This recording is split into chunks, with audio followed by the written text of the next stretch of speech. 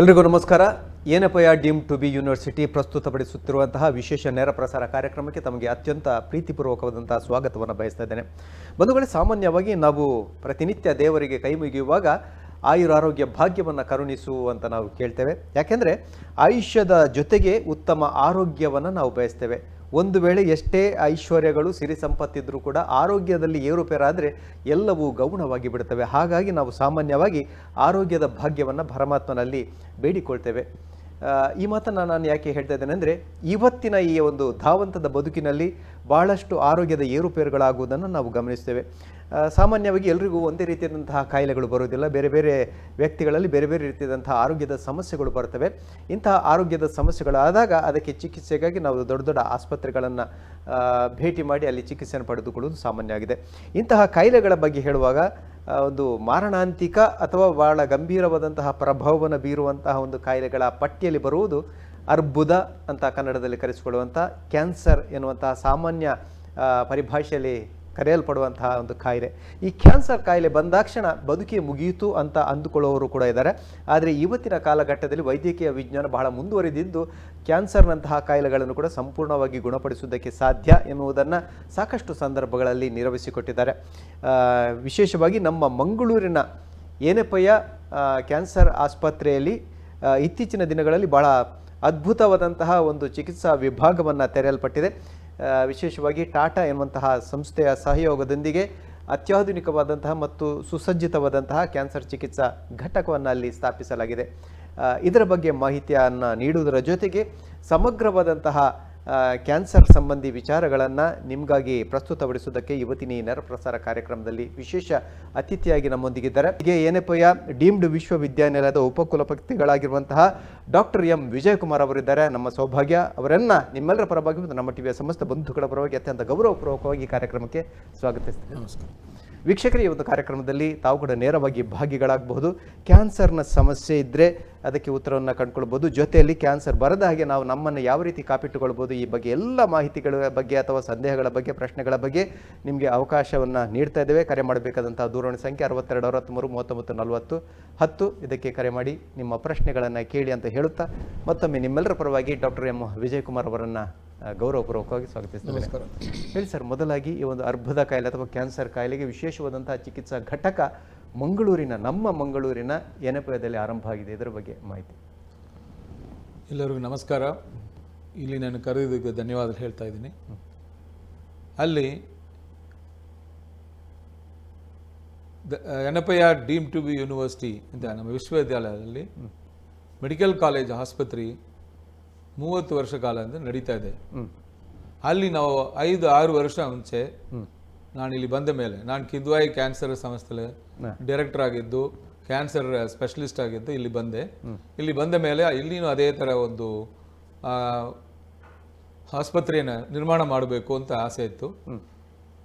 ಅಲ್ಲಿ ನಾವು 6 ವರ್ಷ ಎಂದು ನಾವು ಕ್ಯಾನ್ಸರ್ ಸೆಂಟರ್ ಅಂತ ಒಂದು ಸ್ಟಾರ್ಟ್ ಮಾಡಿದ್ವಿ. ಅದು ಸ್ಟಾರ್ಟ್ ಮಾಡಿ ಪ್ರಿವೆಂಟಿವ್ ಆಂಕಾಲಜಿ ಅಂತ, ಇನ್ ದ ಸೆನ್ಸ್ ಇದು ಮುಂದೆ ಬರಬಾರದು ಅನ್ನೋದಕ್ಕೆ ಏನೇನು ಮಾಡಬೇಕು ಅನ್ನೋದು ಅದು ಒಂದು ವಿಭಾಗವನ್ನು ಸ್ಟಾರ್ಟ್ ಮಾಡಿದ್ವಿ. ಅದಾದ ಮೇಲೆ ಶಸ್ತ್ರಚಿಕಿತ್ಸೆ, ದಟ್ ಈಸ್ ಕ್ಯಾನ್ಸರ್ ಸರ್ಜರಿ, ಅದನ್ನು ಸ್ಟಾರ್ಟ್ ಮಾಡಿದ್ವಿ. ಆಮೇಲೆ ಮೆಡಿಕಲ್ ಆಂಕಾಲಜಿ ಅಂದ್ರೆ ಇಂಜೆಕ್ಷನ್ಸ್ ಟ್ಯಾಬ್ಲೆಟ್ಸ್ ಮಾತ್ರ ಕೊಟ್ಟು ನಾವು ಕ್ಯಾನ್ಸರ್ನ ಟ್ರೀಟ್ ಮಾಡೋದನ್ನು ಮೆಡಿಕಲ್ ಆಂಕಾಲಜಿನ ಕರಿತೀವಿ. ಅದನ್ನು ಆ ವಿಭಾಗವನ್ನು ಶುರು ಮಾಡಿದ್ವಿ. ಇದು ಬಿಟ್ಟ ಮೇಲೆ ನಾವು ಒಂದು ಎಕ್ಸ್ಟ್ರೀಮ್ ಹೋಗಿದ್ರೆ ಆ ಕ್ಯಾನ್ಸರ್ ಕಾಯಿಲೆ ಸ್ವಲ್ಪ ಮುಂದೆ ಹೋಗ್ಬಿಟ್ರೆ ತುಂಬಾ ನೋವು ಬರುತ್ತೆ. ಅದಕ್ಕೋಸ್ಕರ ನೋವು ನಿವಾರಣೆ ಒಂದು ವಿಭಾಗವನ್ನು ಶುರು ಮಾಡಿದ್ವಿ. ಇದೆಲ್ಲ ವಿಭಾಗ ಶುರು ಮಾಡಿ ನಾವು 6 ವರ್ಷ ಕಾಲ ನಾವು ಅಲ್ಲಿ ಎಲ್ಲ ರೋಗಿಯರಿಗೂ ನಾವು ಗುಣಪಡಿಸಲಿಕ್ಕೆ ಏನೇನು ಪ್ರಯತ್ನ ಮಾಡಬೇಕು ಅದು ಮಾಡ್ತಾ ಇದ್ವಿ. ಆದರೆ ಮುಖ್ಯವಾದ ಒಂದು ವಿಭಾಗ ನಮ್ಮ ಹತ್ರ ಅವಾಗ ಇಲ್ಲ. ಆದ್ರೆ ಏನು ಅಂದ್ರೆ ರೇಡಿಯೋಥೆರಪಿ ಅಂತ ಕರಿತೀವಿ ನಾವು. ಆ ರೇಡಿಯೋಥೆರಪಿ ವಿಭಾಗದಲ್ಲಿ ರೇಡಿಯೇಷನ್ ಅಂದ್ರೆ ಒಂದು ಎಕ್ಸ್ರೇ ತರ ತಮಗೆ ಹೇಳ್ಬೋದು. ಆ ಎಕ್ಸ್ರೇ ತರ ನಮ್ಮ ಕಣ್ಣು ಕಾಣಿಸೋದಿಲ್ಲ ಆ ರೇಸ್, ಆದ್ರೆ ಅದು ಮೂಲಕವಾಗಿ ನಾವು ಕ್ಯಾನ್ಸರ್ ಕಾಯಿಲೆನ ಗುಣಪಡಿಸಲಿಕ್ಕೆ ನಾವು ಪ್ರಯತ್ನ ಮಾಡೋದನ್ನ ರೇಡಿಯೋಥೆರಪಿ ಅಂತ ಕರಿತೀವಿ. ಅದು ಮುಖ್ಯ ವಿಭಾಗ. ಅದು ನಮ್ಮ ಹತ್ರ ಇಲ್ಲ. ಆವಾಗ ಆಮೇಲೆ ನಾವು ನ್ಯೂಕ್ಲಿಯರ್ ಮೆಡಿಸಿನ್ ಅಂತ ಕರಿತೀವಿ. ಪೆಟ್ ಸಿಟಿ ಅಂತ ನೀವು ಕೇಳಿರ್ಬೋದು. ಆ ಪೆಟ್ ಸಿಟಿ, ಬೋನ್ ಸ್ಕ್ಯಾನ್, ಆ ಥರ ಎಲ್ಲ ನಾವು ಮಾತಾಡ್ತೀವಿ. ಅದನ್ನೇ ನಾವು ನ್ಯೂಕ್ಲಿಯರ್ ಮೆಡಿಸಿನ್ ವಿಭಾಗ ಅಂತ ಕರಿತೀವಿ. ಇದು 2 ವಿಭಾಗ ನಮ್ಮ ಹತ್ರ ಇಲ್ಲ. ಏನಪ್ಪ ಮಾಡಬೇಕು ಅಂತ ಕೇಳ್ತಾ ಇರುವಾಗ ನಾನು ಅಪ್ರೋಚ್ ಮಾಡಿದ ಮೇಲೆ ಟಾಟಾ ಟ್ರಸ್ಟ್ ಅವರು, ಮುಂಬೈ ಅವರು ನಮಗೆ ಹೆಲ್ಪ್ ಮಾಡಕ್ ಬಂದ್ರು, ಸಹಾಯ ಮಾಡಿ ಒಂದು ದೊಡ್ಡ ಬಿಲ್ಡಿಂಗ್ ನಾವು ಯಾವ ತರ ಮಾಡಬೇಕು ಅಂತ ಕೇಳ್ಕೊಂಡವು ಅದೇ ತರ ಮಾಡಿ ARB ಕರಿತೀವಿ ನಾವು, ಅಟಾಮಿಕ್ ಎನರ್ಜಿ ರೆಗ್ಯುಲೇಟರಿ ಬೋರ್ಡ್ ಅಂತ. ಅವ್ರ ಹತ್ರ ನಾವು ಲೈಸೆನ್ಸ್ ತಗೊಂಡ್ರೆ ಇದೆಲ್ಲ ನಾವು ಮಾಡೋಕ್ಕಾಗತ್ತೆ. ಅವ್ರು ಯಾವ ತರ ರೀತಿಲ ಸೇಫ್ಟಿ ನಾಮ್ಸ್ ಕೊಡ್ತಾರೋ ಅದೇ ರೀತಿಲದ ನಾವು ಮಾಡಬೇಕು. ಆ ರೀತಿಲೇ ಮಾಡಿ ಕೊಡಬೇಕು ಅಂತ ನಾವು ಕೇಳ್ಕೊಂಡಿದ್ದಕ್ಕೆ ಅವ್ರನ್ನು ಮಾಡಿ ಕೊಟ್ಟು ಫೆಬ್ರವರಿ ಈ ವರ್ಷ ಫೆಬ್ರವರಿಲೇ ನಮಗೆ ಅದನ್ನ ಹ್ಯಾಂಡ್ ಓವರ್ ಮಾಡಿದ್ರು. ಅದನ್ನ ನಾವು ಫಾರ್ಮಲ್ ಆಗಿ ಇವರು Shri Sunil Kumar ji, power minister and district incharge minister ಅವರು ನಮಗೆ ಅದನ್ನ ಉದ್ಘಾಟನೆ ಮಾಡಿ ಈ ಜೂನ್ 11th ನಮಗೆ ಕಂಪ್ಲೀಟ್ ಆಗಿ ನಮ್ಮ ಕೈಗೆ ಬಂದಿದೆ. ಅದನ್ನ ಇಟ್ಕೊಂಡು ನಾವು ಈಗ ಇಲ್ಲಿ ಇರೋವರೆಗೂ ಪೂರ್ತಿ ಟ್ರೀಟ್ಮೆಂಟ್ ಎಲ್ಲ ಟ್ರೀಟ್ಮೆಂಟ್ನು ನಮ್ಮ ಹತ್ರ ಇರೋ ಥರ ಮಾಡಿಕೊಟ್ಟಿರೋದು. ಅದಕ್ಕೆ ನಾವು ಮೊದಲಾಗಿ ನಾವು ಟಾಟಾ ಟ್ರಸ್ಟ್ ಅವ್ರಿಗೆ ನನ್ನ ಧನ್ಯವಾದಗಳು ಹೇಳ್ತಾ, ಆಮೇಲೆ ಇದಕ್ಕೆ ಸಹಾಯ ಮಾಡಿರೋ ಎಲ್ಲರಿಗೂ ನನ್ನ ಧನ್ಯವಾದಗಳು ಹೇಳ್ಕೊಳ್ತಾ ಇದ್ದೀನಿ. ಸರ್, ಸಾಮಾನ್ಯವಾಗಿ ನಮ್ಮಲ್ಲಿ ಹಿಂದೆ ಒಂದು ಕಲ್ಪನೆ ಇತ್ತು, ಕ್ಯಾನ್ಸರ್ ಬಂದರೆ ಆಯ್ತು ಅಲ್ಲಿಗೆ ಮುಗೀತು, ಈ ಚಿಕಿತ್ಸೆ ಸರಿ ಆಗೋದಿಲ್ಲ. ಈಗ ಯಾವ ರೀತಿಯಾದಂಥ ಚಿಕಿತ್ಸೆಗಳಿದೆ, ಯಾವ ಹಂತಗಳಿದೆ ವಿಶೇಷವಾಗಿ? ಅದು ಒಂದೇ ಮಾತಲ್ಲ ಹೇಳೋದು ಸ್ವಲ್ಪ ಕಷ್ಟ ಆಗ್ಬೋದು, ಆದರೆ ಪ್ರಯತ್ನ ಮಾಡ್ತೀನಿ ಎಷ್ಟು ಸಿಂಪಲ್ ಆಗಿ ಮಾತಾಡೋಕ್ಕಾಗತ್ತ ನೋಡೋಣ. ಕ್ಯಾನ್ಸರ್ ಹಂತದಲ್ಲಿ 2 ಇದೆ. ಒಂದು ಸಾಲಿಡ್ ಟ್ಯೂಮರ್ಸ್ ಅಂತ ಕರಿತೀವಿ ನಾವು, ಗಡ್ಡೆಗಳು ಬರೋ ಥರದ್ದು. ಅದು ಗಡ್ಡೆ ಎಲ್ಲಿ ಬೇಕಾದ್ರೂ ಬರ್ಬೋದು, ನಮ್ಮ ಬ್ರೈನ್ಲ ಬರ್ಬೋದು, ಇಲ್ಲ ಕಾಲಲ್ಲಿ ಬರ್ಬೋದು, ಕೈಲ ಬರ್ಬೋದು, ಸ್ತನದಲ್ಲಿ ಬರ್ಬೋದು, ಎಲ್ಲಿ ಬೇಕಾದ್ರೂ ಬರ್ಬೋದು. ಅದನ್ನ ನಾವು ಸಾಲಿಡ್ ಟ್ಯೂಮರ್ಸ್ ಅಂತ ಕರಿತೀವಿ. ಅದು ಬಿಟ್ಟು ಬ್ಲಡ್ ಕ್ಯಾನ್ಸರ್ ಅಂತ ಇನ್ನೊಂದು ಇದೆ. ಸೊ ಈಗ ನಾವು ಇದು 2 ನಾವು ನೋಡಿದ್ರೆ ಮುಖ್ಯವಾದ ನಮ್ಮ ದೇಶದಲ್ಲಿ ಇರೋದು ಏನಪ್ಪ ಅಂತ ಕೇಳಿದ್ರೆ ಬಾಯಿಲೆ ಬರೋ ಕ್ಯಾನ್ಸರ್, ಮೌತ್ ಕ್ಯಾನ್ಸರ್ ಅವ್ರ ಓರಲ್ ಕ್ಯಾನ್ಸರ್ ಕರಿತೀವಿ ಆಂಗ್ಲದಲ್ಲಿ. ಸ್ತನದ cancer, that is breast cancer. ಮೂರನೇದಾಗಿ ಮಗಳಿರಿಗೆ ಬರೋ ಥರ ಸರ್ವೈಕಲ್ ಕ್ಯಾನ್ಸರ್ ಅಂತ ಹೇಳ್ತೀವಿ, ಗರ್ಭಕೋಶದ ಕತ್ತು ಭಾಗ ಎಲ್ಲ ಬರೋದು. ಅದು ಇದು 3 ಕ್ಯಾನ್ಸರ್ ನಮ್ಮ ದೇಶದಲ್ಲಿ ತುಂಬಾ ಜಾಸ್ತಿ ಇದೆ. ಅದಕ್ಕೋಸ್ಕರ ಅದನ್ನ ನಾವು ಟ್ರೀಟ್ಮೆಂಟ್ ಮಾಡೋಕ್ಕೆ ನಮಗೆ ಎಷ್ಟು ಬೇಕೋ ಅದು ನಮಗೆ ಈಗ ಆಪರೇಷನ್ ಮಾಡಬೇಕಾಗುತ್ತೆ, ಶಸ್ತ್ರಚಿಕಿತ್ಸೆ ಮಾಡಬೇಕಾಗ್ಬೋದು, ಇಂಜೆಕ್ಷನ್ ಟ್ರೀಟ್ಮೆಂಟ್ ಕೊಡಬೇಕಾಗ್ಬೋದು, ಇಲ್ಲ ರೇಡಿಯೇಷನ್ ಕೊಡಬೇಕಾಗ್ಬೋದು. ಇದು ಎಲ್ಲ ನಾವು ಕೊಟ್ಟರೆ ಚೆನ್ನಾಗಿ ಅವ್ರನ್ನ ನಾವು ಗುಣಪಡಿಸಿ ಮನೆಗೆ ಕಳಿಸ್ಬೋದು ಅಂತ ಹೇಳ್ತಾ ಇದ್ದೀನಿ. ಈಗ ನಾವು ಅದನ್ನ ಮಾಡಬೇಕಾಗಿದ್ರೆ ಕ್ಯಾನ್ಸರ್ ಯಾವ ಥರ ಬಂತಪ್ಪ ಅಂತ ಸ್ವಲ್ಪ ನಾವು ತಗೊಳ್ಳೋ ಯೋಜನೆ ಮಾಡಿ ಕಂಡುಹಿಡಿಯೋದು ಉತ್ತಮ ಅಂತ ಅನಿಸುತ್ತೆ. ಒಂದು ಸ್ಟೇಜ್ 1, 2, 3, 4 ಅಂತ ನಾವು 4 ಸ್ಟೇಜ್ಲೆ ನಾವು ಕ್ಯಾನ್ಸರ್ನ ನಾವು ಹೇಳ್ತೀವಿ. ತುಂಬ ಎರ್ಲಿ ಸ್ಟೇಜ್ ಬಂದರೆ ಅದನ್ನ ನಾವು ಸ್ಟೇಜ್ 1 ಅಂತನೂ, ತುಂಬ ಅಡ್ವಾನ್ಸ್ ಸ್ಟೇಜ್ ಬಂದರೆ ಅದನ್ನ ಸ್ಟೇಜ್ 4 ಅಂತ ಕರಿತೀವಿ. ಸ್ಟೇಜ್ 4 ನಾವು ಹೇಳುವಾಗ ಅದು ಬೇರೆ ಬೇರೆ ಭಾಗಕ್ಕೆ ಅದು ಸ್ಪ್ರೆಡ್ ಆಗಿದೆ ಅಂತ ಅರ್ಥ. ಆದರೆ ಒಂದು ಸ್ಟೇಜ್ 1 ಬಂದರೆ ತುಂಬ ಬೇಗನೆ ಬಂದಿದ್ದಾರೆ, ಅದು ಯಾವ ಭಾಗದಲ್ಲಿ ಬಂದಿದೋ ಅದು ಗುಣ ಆಗುವ ಸಾಧ್ಯತೆ, ಅದು ಗುಣಪಡಿಸಲಿಕ್ಕೆ ನಾವು ಪ್ರಯತ್ನ ಮಾಡಿದ್ರೆ 100% ನಾವು ಗುಣಪಡಿಸಲಾಗಬಹುದು. 100ಕ್ಕೆ 100 ನಾವು ಗುಣಪಡಿಸಲಾಗಬಹುದು, ಪೂರ್ಣವಾಗಿ ಗುಣಪಡಿಸಲಾಗಬಹುದು. ಸೊ ಅದಕ್ಕೋಸ್ಕರನೇ ನಾವು ಏನು ಹೇಳ್ತಾ ಇದ್ದೀವಿ ಅಂದ್ರೆ ಬೇಗ ಬನ್ನಿ ನಾವು ಗುಣಪಡಿಸ್ತೀವಿ ಅಂತ. ಇದನ್ನೇ ನಾವು ಒಂದು ಥೀಮ್ ಆಗಿ ಇಟ್ಕೊಂಡು 6 ವರ್ಷ ಕಾಲ ನಾವು ಬಂದ ಮೇಲೆ 6 ವರ್ಷ ಕಾಲ ನಮ್ಮ Yenepoya deemed to be university ಮೂಲಗಾಗಿ NSS ಇದೆ ನಮ್ದು, ನ್ಯಾಷನಲ್ ಸರ್ವಿಸ್ ಸ್ಕೀಮ್ ಹೇಳ್ತೀವಿ. ಅವ್ರ ಮೂಲವಾಗಿ ನಾವು ಬೇರೆ ಬೇರೆ ಜನರ ಹತ್ರ ಹೋಗಿ, ರೂರಲ್ ಪಾಪ್ಯುಲೇಷನ್, ಗ್ರಾಮ ಪ್ರದೇಶಕ್ಕೆಲ್ಲ ಹೋಗಿ ನಾವು ಎಷ್ಟು ಬೇಗ ನೀವು ಬರಬೇಕು, ಏನು ಮಾಡಬೇಕು, ನೀವು ಏನು ಮಾಡಬಾರ್ದು ಅಂತ ತಿಳುವಳಿಕೆ ನಾವು ಅವ್ರಿಗೆ ಹೇಳ್ಕೊಟ್ಟಿವಿ. ಅದ ಫಸ್ಟ್ ನಾವು ಮಾಡಿದ್ದು. ಅದಕ್ಕೆ ನಮ್ಮ ಮಂಗಳೂರು ಯೂನಿವರ್ಸಿಟಿ ಅವರು NSS ಅವ್ರನ್ನು ನಮಗೆ ಸಹಾಯ ಮಾಡಿದ್ರು. ಅದನ್ನ ನಾವು 6 ವರ್ಷ ಕಾಲ ಮಾಡ್ತಾ ಇದ್ದೀವಿ. ಈ ಪ್ರೋಗ್ರಾಮ್ನ ನಾವೇನು ಮಾಡಿದೆಯಪ್ಪ ಅಂದರೆ ದಕ್ಷಿಣ ಕನ್ನಡ ಜಿಲ್ಲೆಯಲ್ಲಿ, ಕೊಡಗು ಜಿಲ್ಲೆಯಲ್ಲಿ, ಉಡುಪಿ ಈ 3 ಜಿಲ್ಲೆದಲ್ಲಿ ಹೋಗಿ ರೂರಲ್ ಪಾಪ್ಯುಲೇಷನ್ಗೆ, ಗ್ರಾಮ ಪ್ರದೇಶಕ್ಕೆ ಹೋಗಿ ಎಲ್ಲರಿಗೂ ಇದನ್ನ ನಾವು ಈ ತಿಳ್ವಳಿಕೆ ಮಾಹಿತಿಯನ್ನು ಕೊಡೋಕೆ ನಾವು ಪ್ರಯತ್ನ ಮಾಡಿದ್ದೀವಿ. ಆ ಮಾಹಿತಿನ ಕೊಡೋಕೆ ಪ್ರಯತ್ನ ಮಾಡುವಾಗ ನಾವು ಒಬ್ಬರೇ ಮಾಡೋಕ್ಕಾಗಲ್ಲ, ಒಂದು 4-5 ಜನ ಇಟ್ಕೊಂಡು ಮಾಡೋಕ್ಕಾಗೋದಿಲ್ಲ.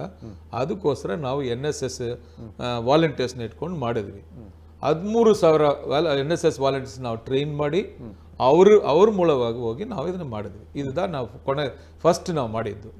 ಇದು ಮಾಡಿದ ಮೇಲೆ ನೆಕ್ಸ್ಟು ಅವ್ರ ಹತ್ರ ಗ್ರಾಮ ಪ್ರದೇಶದಲ್ಲಿ ಹೋಗಿ ನೀವು ನೋಡಿದ್ರೆ ಅವ್ರು ಯಾರ ಹತ್ರ ಹೋಗಿ ಮಾತಾಡ್ತಾರೆ ನೋಡಿದ್ರೆ ನೀವು ಅದು ಆಶಾ ಅಂಗನವಾಡಿ ವರ್ಕರ್ಸ್ ಹತ್ರ ಅವ್ರ ಹತ್ರ ಹೋಗ್ತಾರೆ.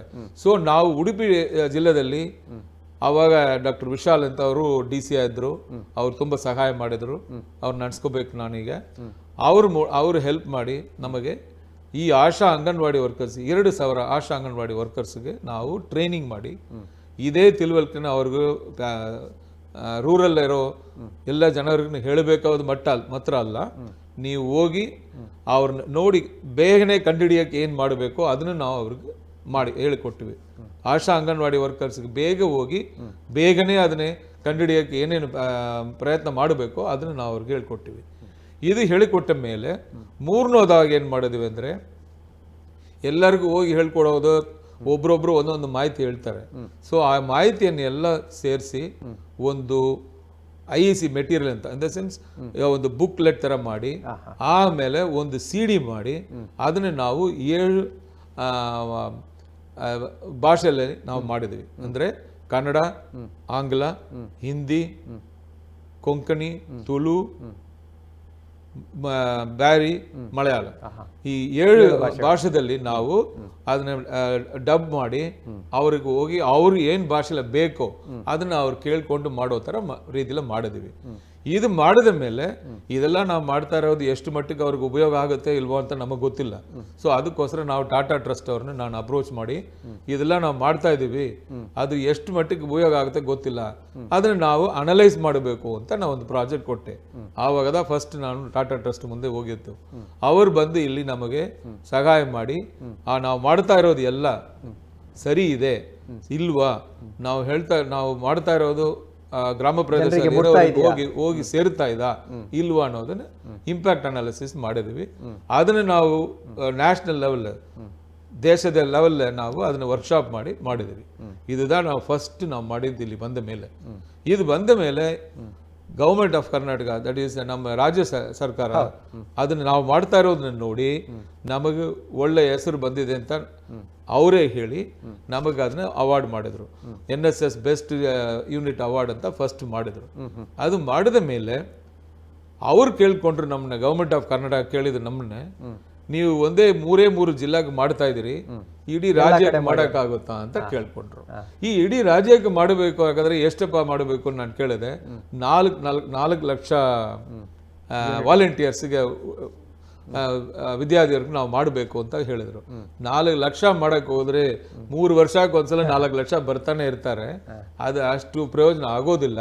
ಸ್ವಲ್ಪ ಚೇಂಜ್ ಮಾಡೋಣ ಅಂತ ಹೇಳಿ 4,000 ಪ್ರೋಗ್ರಾಮ್ ಆಫೀಸರ್ಸ್ಗೆ, 4,000 ಪ್ರೋಗ್ರಾಮ್ ಆಫೀಸರ್ಸ್ ಅಂಡ್ ಕೋಆರ್ಡಿನೇಟರ್ಸ್ಗೆ ಇಡೀ ರಾಜ್ಯದಲ್ಲಿ ಎಲ್ಲ ವಿಶ್ವವಿದ್ಯಾಲಯ ಮಟ್ಟದಕ್ಕೆ ನಾವು ಹೋಗಿ ಟ್ರೈನಿಂಗ್ ಮಾಡ್ತಾ ಇದ್ದೀವಿ. ಅವ್ರು ಕೇಳ್ಕೊಂಡ್ರು, ನಾವು ಒಂದು ಪ್ರಾಜೆಕ್ಟ್ ಪ್ರಪೋಸಲ್ ಕೊಟ್ಟರು, ಅದು ಅಕ್ಸೆಪ್ಟ್ ಮಾಡಿದ್ರು. ಅದಕ್ಕೆ department of youth and sports government of Karnataka ಅವ್ರಿಗೂ ನಾನು ಧನ್ಯವಾದ ಹೇಳ್ಕೋಬೇಕು. ಇದು ಈಗ ಅದು ನಡೀತಾ ಇದೆ, ಈಗ ಮುಗಿಯೋ ಸ್ಟೇಜ್ಲಿ ಬಂದಿದೆ. ಇದು ನಾವು ಕ್ಯಾನ್ಸರ್ಗೋಸ್ಕರ ಇಷ್ಟು ದಿವಸ ನಾವು ಮಾಡ್ತಾ ಬಂದಿರೋ ತಕ್ಕ ಒಂದು ಕಾರ್ಯನ ನಾನು ಹೇಳ್ತಾ ಇದ್ದೀನಿ. ಖಂಡಿತ ಡಾಕ್ಟರ್, ತಾವು ಮಾಡಿರುವಂತಹ ಕಾರ್ಯಗಳು ಅದ್ಭುತ. ಆದರೆ ಈಗ ನನ್ನ ಸಾಮಾನ್ಯ ಒಂದು ಪ್ರಶ್ನೆ, ಒಂದು ಕಾಯಿಲೆ ಬರುವಾಗ ಅದಕ್ಕೊಂದು ಮುನ್ಸೂಚನೆ ಅಥವಾ ಏನು ಒಂದಷ್ಟು ಸಿಂಪ್ಟಮ್ಸ್ ಅಂತ ನಾವು ಹೇಳ್ತೇವೆ, ಅದಿರ್ತದೆ. ಆದರೆ ಈ ಒಂದು ಲುಕೇಮಿಯಾ ಇರ್ಬೋದು ಅಥವಾ ಬೇರೆ ಕ್ಯಾನ್ಸರ್, ಆದರೆ ಏನಾದರೂ ಮುನ್ಸೂಚನೆಗಳು ಇರ್ತದ? ಒಂದು ಮೊದಲಾಗಿ ನಾವು ಹೇಳಬೇಕಾದ್ರೆ ಅಂದರೆ ಎಲ್ಲ ಕ್ಯಾನ್ಸರ್ಗೂ ಆ ಥರ ಸಿಂಪ್ಟಮ್ಸ್ ಕಾಣಿಸೋದಿಲ್ಲ. ಕೆಲವು ಸಿಂಪ್ಟಮ್ಸ್ ಕಾಣಿಸುತ್ತೆ, ಆದರೆ ನಾವು ಅದು ಯಾವ ಸಿಂಪ್ಟಮ್ಸ್ ನಾನು ಹೇಳ್ತೀನಿ. ಅದು ಹೇಳಕ್ ಮುಂಚೆ ಸಿಂಪ್ಟಮ್ಸ್ ಬರೋಕೆ ಮುಂಚೆನೇ ನಮ್ಮ ಹತ್ರ ಬಂದ್ರೆ ಇನ್ನೂ ಒಳ್ಳೇದು ಅಂತ ನಾವೀಗ ಹೇಳ್ತಾ ಇರೋದು. ಒಂದು ಗಡ್ಡೆ ಬಂದಿದೆ ಅಂತ ನಮ್ಮ ಹತ್ರ ಬಂದ್ರೆ ಅದು ಸ್ಟೇಜ್ 1 ಆಗಿಬಿಟ್ಟಿದೆ ಆಲ್ರೆಡಿ. ಸ್ಟೇಜ್ 1 ಇರ್ಬೋದು, ಇಲ್ಲ ಸ್ಟೇಜ್ 2 ಇರ್ಬೋದು. ನನ್ನ ಹತ್ರ ನಾನು ಚೆನ್ನಾಗಿದ್ದೀನಿ, ನನಗೆ ಏನಾಗಿಲ್ಲಪ್ಪ ಅಂತ ಕೆಲವರು ಕೂತ್ಕೊಳ್ತಾರೆ. ಆ ಥರ ಮಾಡಬೇಡಿ. 40-50 ವರ್ಷ ಆದ ಮೇಲೆ ಯಾರಿಗೆ ಬೇಕಾದ್ರೂ ಕ್ಯಾನ್ಸರ್ ಬರ್ಬೋದು, ನೀವು ಹೋಗಿ ನಿಮ್ಮನ್ನ ಪರೀಕ್ಷೆ ಮಾಡ್ಕೊಳ್ಳಿ ಅಂತ ನಾವು ಈಗ ಹೇಳ್ತಾ ಇರೋದು. ಇರೋದು. ಒಂದು ಉದಾಹರಣೆಗೆ ಹೇಳಬೇಕಾದ್ರೆ ಮೆಮೋಗ್ರಾಫಿ ಅಂತ ಹೇಳ್ತೀವಿ, ಅದು ಸ್ಪೆಷಲ್ ಎಕ್ಸ್ರೇ, ಅದು ಅಷ್ಟೇ. ಸ್ಪೆಷಲ್ ಎಕ್ಸ್ರೇ ಸ್ತನದ ಕ್ಯಾನ್ಸರ್ ಕಂಡುಹಿಡಿಯೋಕೆ ನಾವು ಮಾಡ್ತೀವಿ. ಆ ಸ್ತನದ ಕ್ಯಾನ್ಸರ್ ನಾವು ಜನ ಕಂಡುಹಿಡಿಯೋಕೆ ಮುಂಚೆನೆ, ಇಲ್ಲ ಡಾಕ್ಟರ್ ಕಂಡುಹಿಡಿಯೋಕೆ ಮುಂಚೆನೆ ಆ ಎಕ್ಸ್ರೇ ಅಲ್ಲಿ ಅದು ಕಾಣಿಸುತ್ತೆ. ಸೊ ಇದನ್ನ ನಾವು ತುಂಬಾ ಎರ್ಲಿ ಸ್ಟೇಜ್, ಆ ಸ್ಟೇಜ್ 0 ಕರಿತೀವಿ. ಸೊ ಆ ಸ್ಟೇಜ್ಲೇನೆ ನೀವು ಬಂದು ನಾವು ಕಂಡುಹಿಡಿದರೆ ಎಲ್ಲರಿಗೂ ಉತ್ತಮ ಆಗುತ್ತೆ. ಎಷ್ಟು ನಾವು ಈಗ ಕಷ್ಟ ಪಡ್ತಾ ಇದ್ದೀರೋ, ನಾವು ಪಡ್ತಾ ಇದೀವಿ, ನೀವು ಪಡ್ತಾ ಇದೀವಿ, ಅದೆಲ್ಲ ಒಳ್ಳೆ ರಿಸಲ್ಟ್ ಬರಬೇಕಾದ್ರೆ ಈ ತರ ಟೆಸ್ಟ್ ಮಾಡ್ಕೋಬೇಕು ಅನ್ನೋದು ಫಸ್ಟ್ ನಮ್ದು ವಿನಂತಿ. ಅದು ಬಿಟ್ಟು ಬೇರೆ ಏನೋ ಕೆಳಗಡೆ ಒಳಗಡೆ ಇರೋದು ಹೊರಗಡೆ ನಮಗೆ ಗೊತ್ತಾಗೋದಿಲ್ಲ, ಏನ್ ಮಾಡಬೇಕು ಅಂತ ಕೆಲವರು ಕೇಳ್ತಾರೆ. ಸೊ ನಾವೇನ್ ಹೇಳ್ತೀವಿ ಅಂದ್ರೆ ಕೆಲ ಅಂಶಗಳು ಇದ ಅಂತ ನಾವು ಕೇಳ್ತೀವಿ. ಏನೇನು ಅಂಶ ಇರುತ್ತೆ ಅಂತ ನಾವು ನೋಡಕ್ ಹೋಗಿದ್ರೆ, ಈಗ ಸ್ತನದ ಕ್ಯಾನ್ಸರ್ ನಾವು ಫಸ್ಟ್ ಮಾತಾಡ್ತೀನಿ, ಯಾಕೆಂದ್ರೆ ಅದು ಜಾಸ್ತಿ ಇರೋದು ನಮ್ಮ ದೇಶದಲ್ಲಿ ಜಾಸ್ತಿ ಇದೆ ಅಂತ ನಾನು ಮುಂಚೆ ಹೇಳಿದೆ. ಸೊ ಅದು ನಾವು ಫಸ್ಟ್ ಮಾತಾಡೋಣ. ಈಗ ನಾವು ಸ್ತನದ ಕ್ಯಾನ್ಸರ್ ವಿಚಾರ ಮಾತಾಡಕ್ಕೆ ಹೋಗಿದ್ರೆ, ಸ್ತನದ ಕ್ಯಾನ್ಸರ್ ಯಾರಿಗೆ ಬರುತ್ತೆ ಅಂತ ನಾನು ಕೇಳಿದ್ರೆ, ಮೊದಲಾಗಿ ನಾವು ಹೇಳಬೇಕಾಗೋದು ಏನಂದ್ರೆ, ಮಗಳಿರ ಇದ್ರೇನೆ ಸಾಕು ನಿಮಗೆ ಸ್ತನದ ಕ್ಯಾನ್ಸರ್ ಬರೋಕೆ ಸಾಧ್ಯ ಜಾಸ್ತಿ ಇದೆ ಅಂತ ಅರ್ಥ. ಅಂದ್ರೆ ಜೆಂಟ್ಸ್ಗೆ ಕಡಿಮೆ ಆಗಿ ಬರುತ್ತೆ, ಆ ಜೆಂಟ್ಸ್ಗೂ ಬರುತ್ತೆ ಅನ್ನೋದು ಕೆಲವ್ರಿಗೆ ಗೊತ್ತಿಲ್ಲ. ಜೆಂಟ್ಸ್ಗೂ ಬ್ರೆಸ್ಟ್ ಕ್ಯಾನ್ಸರ್ ಬರುತ್ತೆ, ಮಗಳಿಯರಿಗೂ ಬರುತ್ತೆ, ಆದ್ರೆ ಮಗಳಿಯರಿಗೆ ಜಾಸ್ತಿ ಬರುತ್ತೆ. ಇದು ಫಸ್ಟ್ ನಾವು ಅರ್ಥ ಮಾಡ್ಕೋಬೇಕು. ಜೆಂಟ್ಸ್ಗೆ ಕ್ಯಾನ್ಸರ್ ಬರಲ್ಲ, ಬ್ರೆಸ್ಟ್ ಕ್ಯಾನ್ಸರ್ ಜಾಸ್ತಿ ಗಂಡಸರಿಗೂ ಬರುತ್ತೆ, ಹೆಂಗಸರಿಗೂ ಬರುತ್ತೆ, ಆದ್ರೆ ಹೆಂಗಸರಿಗೂ ತುಂಬಾ ಜಾಸ್ತಿ ಬರುತ್ತೆ. ಇದು ಮೊದಲಾದಾಗ ನಾವು ಅರ್ಥ ಮಾಡ್ಕೋಬೇಕು. ಇನ್ನೊಂದು, ಅವರ ತಾಯಿ ಇಲ್ಲ ಅಜ್ಜಿ ಇಲ್ಲ ಅತ್ತೆ ಈ ತರವ್ರು ಯಾರಿಗನ ಬಂದಿದ್ರೆ ಇವ್ರಿಗೆ ಬರೋಕೆ ಸಾಧ್ಯ ಸ್ವಲ್ಪ ಜಾಸ್ತಿ. ಅಂದ್ರೆ ವಂಶ ಪಾರಂಪರ್ಯವಾಗಿ ಅದು ವಂಶ ಪಾರಂಪರ್ಯ ಬರುತ್ತೆ ಅಂತ ನಾವು ಹೇಳೋದಿಲ್ಲ, ಅವ್ರಿಗೆ ರಿಸ್ಕ್ ಜಾಸ್ತಿ ಅಂತ ಹೇಳ್ತೀವಿ. ವಂಶ ಬರೋದು ಬೇರೆ, ಅದು ನಾವು ಫೆಮಿಲಿಯಲ್ ಅಂತ ಕರಿತೀವಿ. ನಾನು ಫೆಮಿಲಿಯಲ್ ಮಾತಾಡ್ತಾ ಇಲ್ಲ, ರಿಸ್ಕ್ ನಾನು ಹೇಳ್ತಾ ಇರೋದು. ಈಗ ಅವ್ರಿಗೆ ಅಜ್ಜಿ, ಅತ್ತೆ, ಅಮ್ಮ, ಅಕ್ಕ, ತಂಗಿ ಯಾರಿಗಿನ ಈ ತರ ಅವ್ರಿಗೆಲ್ಲ ಬಂದ್ರೆ ಈ ಹೆಂಗಸರಿಗೆ ಬರೋ ಸಾಧ್ಯ ಜಾಸ್ತಿ ಇರುತ್ತೆ. ನಾವು ಅದನ್ನ ಹೈ ರಿಸ್ಕ್ ಅಂತ ಕರಿತೀವಿ. ಇನ್ನೊಂದು, ಅದೆಲ್ಲ ಬಿಟ್ಟು ಬೇರೆ ಏನ್ ಮಾಡಬೇಕು ನೋಡಿದ್ರೆ, ಬೇಗನೆ ನಮಗೆ ಮದುವೆ ಮಾಡ್ತಾರೆ ಕೆಲವರು. ಅದು ಒಳ್ಳೆದಾ ತಪ್ಪ ಅಂತ ಕೆಲವರು ಹೇಳ್ತಾರೆ. ಆದ್ರೆ ಈಗ ಸದ್ಯಕ್ಕೆ ಬೇಗ ಮದುವೆ ಆಗೋದೆಲ್ಲ ಕಡಿಮೆ ಆಗಿದೆ, ತುಂಬಾ ಲೇಟ್ ಆಗೋದ ಈಗ ಆಗ್ತಾ ಇರೋದು. ಆ ತರ ತುಂಬಾ ಲೇಟ್ ಆಗಿ ಮದುವೆ ಮಾಡಿಕೊಂಡು ತುಂಬಾ ಲೇಟ್ ಆಗಿ ಮಗು ಹುಟ್ಟಿದ್ರೆ ಅದನ್ನು ಒಂದು ರಿಸ್ಕ್ ಫ್ಯಾಕ್ಟರ್ ನಾವು ಹೇಳ್ತೀವಿ. ಆ ಟೈಮ್ಲಿ ಏನೇನು ಆಗಬೇಕೋ ಅದು ಆಗಬೇಕು ಅಂತ ಹೇಳ್ತಾ ಇದೀವಿ. ಸೊ ನಾವು ಹೇಳೋದು ಅಜ್ಜಿ ಹೇಳೋ ತರ ಇರ್ಬೋದು, ಆದ್ರೆ ಇದ ಸೈಂಟಿಫಿಕ್ ರಿಸಲ್ಟ್ ಬಂದಿರೋದು. ನಾವು ಸೈಂಟಿಫಿಕಲಿ ಪ್ರೂವ್ಡ್ ದಟ್ ಈಗ ಒಂದು ಪರ್ಟಿಕ್ಯುಲರ್ ಟೈಮ್ ಒಳಗಡೆ ನಾವು ಮದುವೆ ಮಾಡ್ಕೋಬೇಕು, ಮಕ್ಕಳಾಗಬೇಕು ಅಂತ. ತುಂಬಾ ಮಕ್ಕಳೇ ಆಗಿಲ್ಲ ಅಂದ್ರೂ ಅವ್ರಿಗೆ ರಿಸ್ಕ್ ಜಾಸ್ತಿ. ಮಕ್ಕಳಾಗಿದೆ ಆದ್ರೆ ಎದೆ ಹಾಲು ಕೊಟ್ಟಿಲ್ಲ ಅಂದ್ರೆ ಅವ್ರಿಗೆ ರಿಸ್ಕ್ ಜಾಸ್ತಿ. ಇದೆಲ್ಲ ನಾವು ರಿಸ್ಕ್ ಫ್ಯಾಕ್ಟರ್ಸ್ ಅಂತ ಕರಿತೀವಿ. ಈಗಿನ ಹೆಂಗಸರು ಹೆಚ್ಚಾಗಿ ಶೇಪ್ ಹೋಗ್ತದೆ ಅಥವಾ ಸೌಂದರ್ಯ ಹೋಗ್ತದೆ ಅಂತ ಎದೆ ಹಾಲು ಕೊಡೋದು ಸ್ವಲ್ಪ ಕಡಿಮೆ ಮಾಡ್ತಾರೆ. ಅದು ಬಹಳ, ಅದಕ್ಕೆ ನಾನು ಇದನ್ನ ಹೇಳ್ತಾ ಇರೋದು. ಒಂದು 20-30 ವರ್ಷ ಮುಂಚೆ ನಾವು ಬೇರೆ ತರ ಹೇಳ್ತಾ ಇದೀವಿ, ಬೇಗ ಮದುವೆ ಮಾಡ್ಕೋಬೇಡಿ ಅಂತ. ಈಗ ಬೇಗ ಮದುವೆ ಮಾಡ್ಕೊಳ್ಳೋದೇ ಕಡಿಮೆ ಆಗಿದೆ ಅಂತ ಹೇಳ್ತಾ ಇದ್ದೀನಿ. 40 ವರ್ಷ 38 ವರ್ಷ ಅಂತ ಹೇಳ್ತಾ ಇದಾರೆ. ನಾವು ಒಂದು 25 ವರ್ಷ ಇಲ್ಲ 30 ವರ್ಷ ಒಳಗಡೆ ಮದುವೆ ಮಾಡ್ಕೊಂಡ್ರೆ ಈ ರಿಸ್ಕ್ ಕಡಿಮೆ ಅಂತ ನಾವು ಹೇಳ್ತೀವಿ. ಇದು ಸ್ತನದ ಕ್ಯಾನ್ಸರ್ ವಿಚಾರ. ಇದು ಬಂದು ರಿಸ್ಕ್ ಫ್ಯಾಕ್ಟರ್ಸ್ ನಾನು ಹೇಳಿದೆ. ಆದ್ರೆ ರಿಸ್ಕ್ ಇದಾ ಇಲ್ವೋ ನಮಗೆ ಬೇಕಾಗಿಲ್ಲ. ಈಗ ನಾವು ಯಾವ ತರ ಅದನ್ನ ಬೇಗನೆ ಕಂಡುಹಿಡಿಬೇಕು ನೀವು ಕೇಳಿದ್ರೆ, ಒಂದು 40 ವರ್ಷ ಆದ ಮೇಲೆ, ಅವ್ರಿಗೆ ವಯಸ್ಸಾದ ಮೇಲೆ ನಾವು ತಿಂಗಳಿಗೆ ಒಂದ್ಸಲ ಅವರೇ ಬಂದು ಟೆಸ್ಟ್ ಮಾಡ್ಕೋಬಹುದು ನಾವು ಹೇಳ್ತೀವಿ. ಅವ್ರವ್ರ ಸ್ತನದನ್ನೇ ಅವರೇ ಟೆಸ್ಟ್ ಮಾಡ್ಕೋಬಹುದು. ಅದನ್ನು ನಾವು ಸೆಲ್ಫ್ ಬ್ರೆಸ್ಟ್ ಎಕ್ಸಾಮಿನೇಷನ್ ಹೇಳ್ತೀವಿ. ಸ್ವಯವಾಗಿ ನೀವೇ ಅದನ್ನ ಪರೀಕ್ಷೆ ಮಾಡಿಸ್ಕೊಳ್ಳೋದು ಸೆಲ್ಫ್ ಬ್ರೆಸ್ಟ್ ಎಕ್ಸಾಮಿನೇಷನ್. ಅದನ್ನ ನಾವು ಹೇಳ್ಕೊಡ್ತೀವಿ ಯಾವ ತರ ನೋಡ್ಕೋಬೇಕಂತ. ಅದೇನು ದೊಡ್ಡ ವಿಚಾರ ಅಲ್ಲ. ನಮ್ಮ ಕೈನ ತಗೊಂಡು ಬಳ ಕೈನ ತಗೊಂಡು ಎಡದ ಇದನ್ನು ನೋಡ್ಕೊಳ್ಳೋದು, ಸ್ತನದನ್ನು ನೋಡ್ಕೊಳ್ಳೋದು, ಎಡಗೈನ ಇಟ್ಕೊಂಡು ಬಲದ ಕೈಯಲ್ಲಿ ನೋಡ್ತೀವಿ ಅಷ್ಟೇ.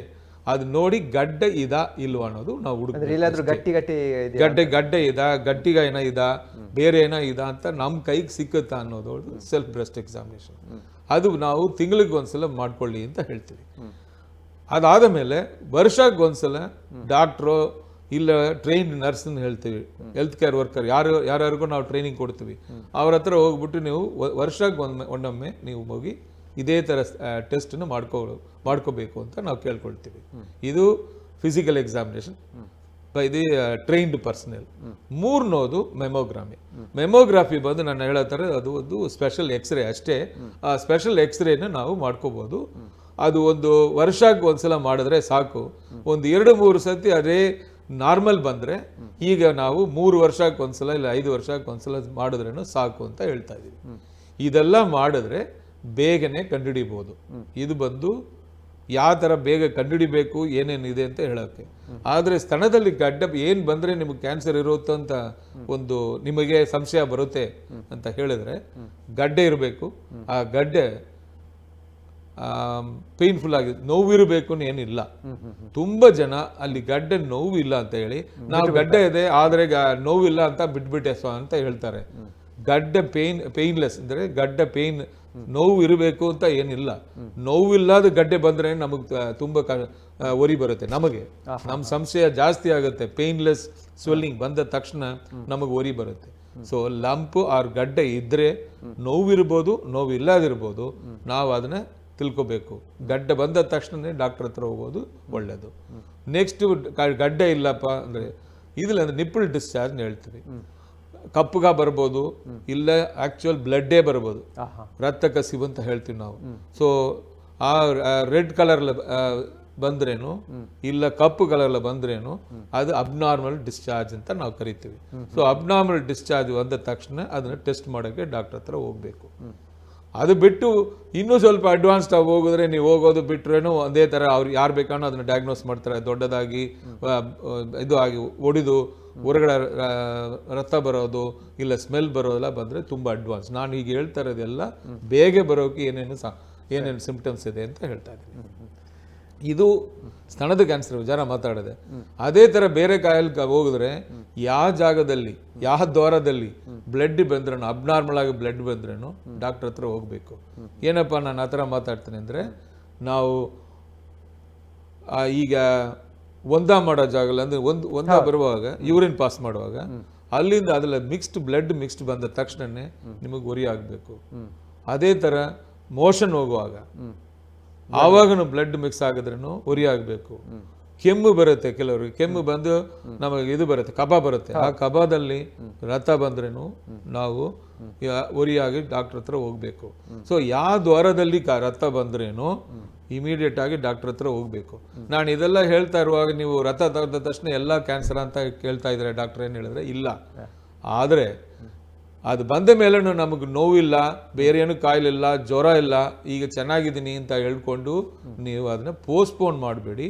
ಹೋಗಿ ಟೆಸ್ಟ್ ಮಾಡಿಕೊಂಡ್ರೆ ಪರೀಕ್ಷೆ ಮಾಡಿದ್ರೆ ಅವ್ರು ಪರೀಕ್ಷೆ ಮಾಡಿರೋ ಡಾಕ್ಟರ್ ಕರೆಕ್ಟಾಗಿ ಹೇಳ್ತಾರೆ ಇದು ಕ್ಯಾನ್ಸರಾ ಇಲ್ಲ ಬೇರೆ ಏನೋ ಕಾಯಿಲ್ಲ ಅಂತ. ಸೊ அதுதான் ನಾನು ಹೇಳ್ತಾ ಇರೋದು. ನಮ್ಮ ದೇಶದಲ್ಲಿ ಇದೆಲ್ಲರೂ ನಾಳೆ ಹೋಗೋಣ ನಾಳೆ ಹೊತ್ತು ಹೋಗೋಣ ಅಂತ ಪೋಸ್ಟ್ಪೋನ್ ಮಾಡ್ತಾರೆ. ಅದು ಬಿಟ್ಟು ಬೇಗನೆ ಹೋಗಿ. ಇನ್ನು ಕೆಲವರು ಹೆದರ್ತಾರೆ ಅಷ್ಟೇ. ಹೆದರ್ತಾರಂದ್ರೆ ಅದು ನಿಜಾನೇ. ಇದು ಕ್ಯಾನ್ಸರ್ ಇರ್ಬೋದು ಅಂತ ಹೇಳ್ಕೊಂಡು ಮನೇಲೆ ಕೂತ್ಕೊಂಡ್ರೆ ಕ್ಯಾನ್ಸರ್ ಹೋಗೋದಿಲ್ಲ ಅಲ್ಲ. ಸೊ ಖಂಡಿತ ಅದನ್ನ ನಾವು ಅರ್ಥ ಮಾಡ್ಕೋಬೇಕು. ಕ್ಯಾನ್ಸರ್ ಇದೆ ಅಂತ ನಿಮಗೆ ಸಂಶಯ ಇದ್ರೇನು ಇಲ್ಲ ಅಂದ್ರೇನು ಬೇಗನೆ ಕಂಡುಹಿಡಿದರೆ ಪೂರ್ಣವಾಗಿ ನಾವು ಗುಣಪಡಿಸಬೇಕು ಅನ್ನೋದು, ಗುಣಪಡಿಸಲಾಗಬಹುದು ಅನ್ನೋದು ನಾವು ಅರ್ಥ ಮಾಡ್ಕೊ. ಸ್ಟೇಜ್ 1ರಲ್ಲಿದ್ರೆ ಖಂಡಿತವಾಗಿ ಗುಣ ಆಗ್ತದೆ ಅಂತ ಹೇಳಿದ್ರೆ. ಹೌದು. ಅದೇ ರೀತಿ ಈಗ ಬಾಯಿಯ ಕ್ಯಾನ್ಸರ್ಗೆ ಬರುವಾಗ ಅದಕ್ಕೆ ಏನಾದ್ರೂ ಈ ತಂಬಾಕು ಸೇವನೆ ಅದು ಎಲ್ಲ ಕಾರಣ ಆಗಬಹುದು, ಗುಡುಕ. ಈಗ ನಾವು ಸ್ತನದ ಕ್ಯಾನ್ಸರ್ ಇರುವಾಗ ನಾನು ಹೇಳಿದೆ ಇದು ರಿಸ್ಕ್ ಫ್ಯಾಕ್ಟರ್ ಅಂತ ಸ್ಪೆಸಿಫಿಕ್ ಆಗಿ ಒಂದು ಅದು ಕಾರಣ ಅಂತ ಕೇಳಿದ್ರೆ ಇಲ್ಲ ಅಂತ ಹೇಳಿದೆ. ಆದ್ರೆ ಈಗ ನಾವು ಬಾಯಿ ಕ್ಯಾನ್ಸರ್ ನಾವು ತಗೊಂಡ್ರೆ ಒಂದೇ ಒಂದು ಕಾರಣ ಮಾತ್ರ ನಮ್ಗೆಲ್ಲರಿಗೂ ಗೊತ್ತಿದೆ, ಅದು ತಂಬಾಕು ಸೇವೆ. ನೀವು ತಂಬಾಕನ್ನೇ ಟುಬಾಕೋನ್ನೇ ಹೊಗೆಲೆ ಕಟ್ಟಿಪೊಡಿ ಏನೇನೋ ಅದಕ್ಕೆ ಹೆಸರು ಕೊಡ್ತಾರೆ. ಆದರೆ ಎಲ್ಲರಿಗೂ ಗೊತ್ತು ಅದು ಎಲ್ಲಿ ಹೋಗಿ ನೀವು ನೋಡಿದ್ರೇನೋ ಅಡ್ವರ್ಟೈಸ್ಮೆಂಟ್ ಬರ್ತಾನೆ ಇರುತ್ತೆ. ಟುಬಾಕೋ ಇಸ್ ಇಂಜೂರಿಯಸ್ ಅಂತ, ಉಪಯೋಗಿಸ್ಬೇಡಿ ಅಂತ ಬರುತ್ತಾನೆ ಇರುತ್ತೆ. ಆದ್ರೆ ನಾವು ಉಪಯೋಗಿಸ್ತೀವಿ. ಅದು ನಾವು ಎರಡು ತರ ಉಪಯೋಗಿಸ್ತಾರೆ ನಮ್ಮ ದೇಶದಲ್ಲಿ. ಒಂದು ಸ್ಮೋಕಿಂಗ್ ಟೊಬ್ಯಾಕೋ ಅಂದ್ರೆ ಸಿಗರೇಟ್ ಇರ್ಬೋದು, ಬೀಡಿ ಇರ್ಬೋದು, ಇಲ್ಲ ಚುರುಟನ್ನ ಹೇಳ್ತೀವಿ, ಸಿಗಾರ್ನ ಹೇಳ್ತೀವಿ, ಇದೆಲ್ಲ ಬಂದು ಸ್ಮೋಕ್ ಮಾಡೋದು. ಇನ್ನೊಂದು ಬಾಯಲ್ಲಿ ಇಟ್ಕೊಂಡು ಅದನ್ನೇ ನಾವು ತೆಗೆಯೋದು, ಅದನ್ನ ಸ್ಮೋಕ್ಲೆಸ್ ಟೊಬ್ಯಾಕೋ ಅಂತ ನಾವು ಕರಿತೀವಿ. ನೀವು ಆ ಟೊಬ್ಯಾಕೋವನ್ನು ತಂಬಾಕನ್ನು ಯಾವ ರೀತಿಯಲ್ಲಿ ನೀವು ಉಪಯೋಗಿಸ್ತಾರೇನೋ ನಿಮಗೆ ಕ್ಯಾನ್ಸರ್ ಬರೋದು ಗ್ಯಾರಂಟಿ ಅಂತ ನಮಗೆ ಗೊತ್ತಿದೆ. ಅದು ಒಂದು ಇಂಪಾರ್ಟೆಂಟ್ ನಾವು ಈ ಕಾರ್ಯಕ್ರಮ ನೋಡೋರು ಅರ್ಥ ಮಾಡ್ಕೋಬೇಕು. ನೀವು ಯಾವ ರೀತಿಯಲ್ಲಿ ನೀವು ಅದನ್ನು ಉಪಯೋಗಿಸಿ ನಿಮಗೆ ಕ್ಯಾನ್ಸರ್ ಬರೋದು ಗ್ಯಾರಂಟಿ ಆಗುತ್ತೆ. ಕ್ಯಾನ್ಸರ್ಲಿಂದ ತಪ್ಪಿಸಿದ್ರೆ ಬೇರೆ ಏನಪ್ಪ ತಪ್ಪಿಸ್ಬಿಟ್ಟೇನು ಹೇಳಬೇಡಿ. ಶ್ವಾಸಕೋಶದ ಕಾಯಿಲೆ ಬರುತ್ತೆ, ಇಲ್ಲ ಹಾರ್ಟ್ ಕಾಯಿಲೆ ಬರುತ್ತೆ, ಇಲ್ಲ BP ಬರುತ್ತೆ. ಸೊ ಉಪಯೋಗಿಸೋದನ್ನ ನಿಲ್ಲಿಸಿ, ಆ ಉಪಯೋಗಿಸ್ತಾ ಇಲ್ಲ ಅಂದರೆ ಉಪಯೋಗಬೇಡಿ ಅಂತ ಹೇಳ್ತಾ ಇದ್ದೀನಿ.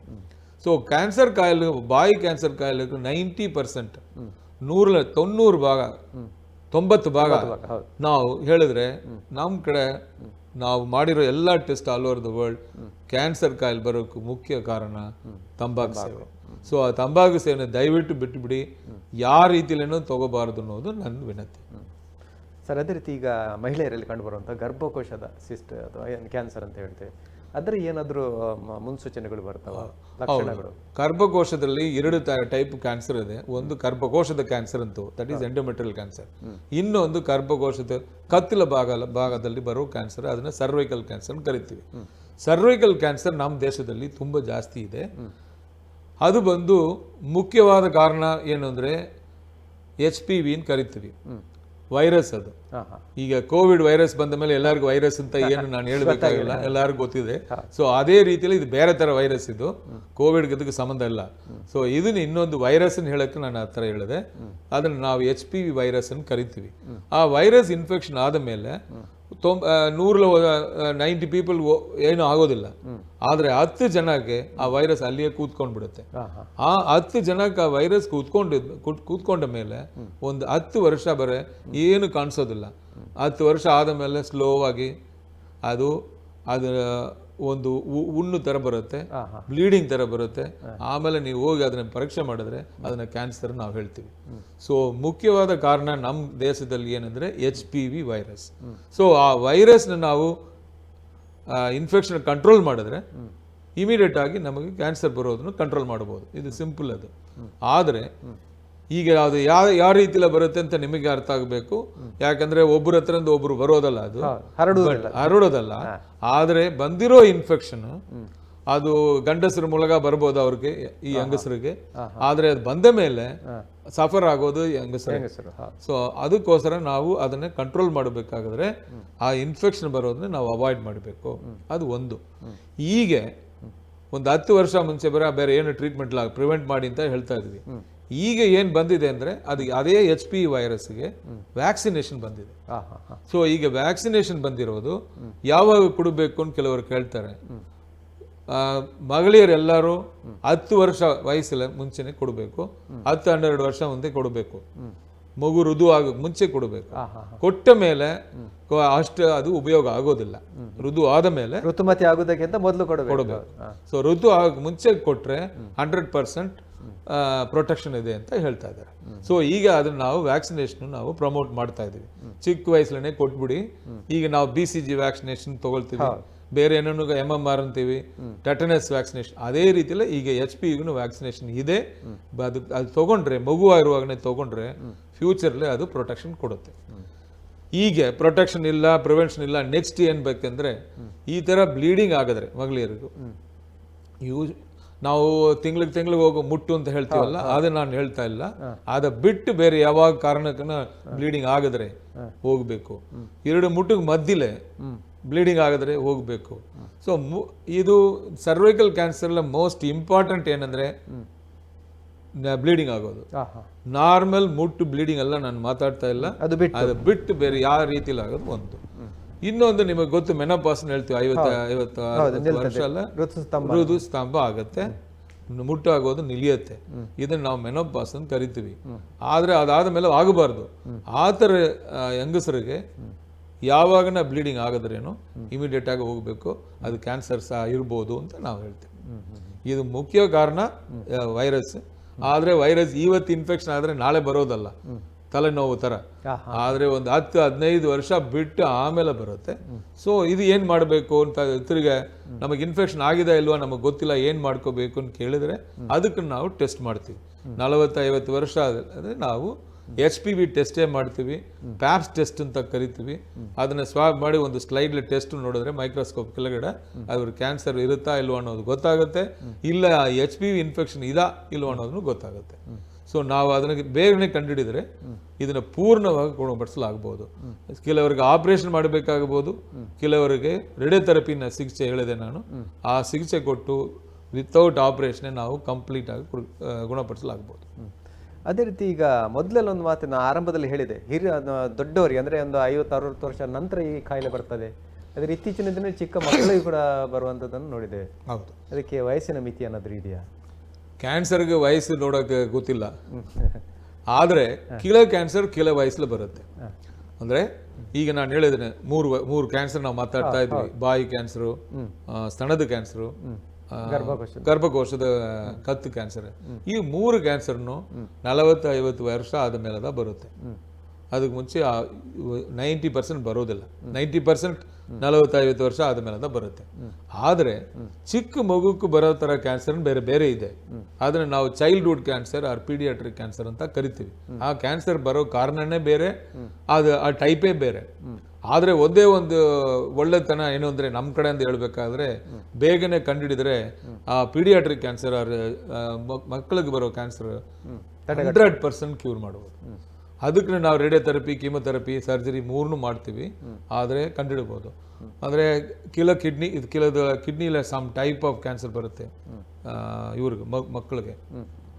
ಅದನ್ನ ನಾವು ವಿಮ್ಸ್ ಟ್ಯೂಮರ್ ಅಂತ ಕರಿತೀವಿ. ನ್ಯೂರೋಬ್ಲಾಸ್ಟಮ ಅದೆಲ್ಲ ಟೆಕ್ನಿಕಲ್ ನೇಮ್ಸ್, ಎಲ್ಲಿ ಬೇಕಾದ್ರೂ ಬರ್ಬೋದು. ಆದರೆ ಅದು ಬರೋ ಕಾರಣನೇ ಬೇರೆ. ಆಗ ಮಗು ಹುಟ್ಟುವಾಗನೇ ಆ ಜೀನ್ಸ್ ಅಂತ ಹೇಳ್ತೀವಿ, ಆ ಜೆನೆಟಿಕ್ ಡಿಸೀಸ್ ಅಂತ ಹೇಳ್ತೀವಿ. ಸೊ ಆ ಚೇಂಜಸ್ ಆಗಿ ಆ ಕ್ಯಾನ್ಸರ್ ಬರುತ್ತೆ ಬಿಟ್ಟು ಬೇರೆ ಕಾರಣಕ್ಕಲ್ಲ. ಏನೋ ಯಾರೋ ಪಾಪ ಮಾಡಿದ್ರು ಅದಕ್ಕೋಸ್ಕರ ಬಂತು ಅಂತ ಕೆಲವರು ಹೇಳ್ಕೊಂಡು ಟ್ರೀಟ್ಮೆಂಟ್ ಕೊಡೋದೇ ನಿಲ್ಲಿಸ್ತಾ ಇದ್ದಾರೆ. ಅದೆಲ್ಲ ಮಾಡಬೇಡಿ. ಅದು ಜೆನೆಟಿಕ್ ಸಂಬಂಧಪಟ್ಟ ಕ್ಯಾನ್ಸರ್ ಅದು. ಆದರೆ ಪೂರ್ಣವಾಗಿ ಅದನ್ನು ಗುಣಪಡಿಸಲಾಗಬಹುದು ಅನ್ನೋದು ತಿರುಗಿ ನಾನು ಒಂದು 10-15 ಸಲ ಹೇಳ್ಬಿಟ್ಟಿದ್ದೀನಿ ನಾನು ಇಲ್ಲಿ.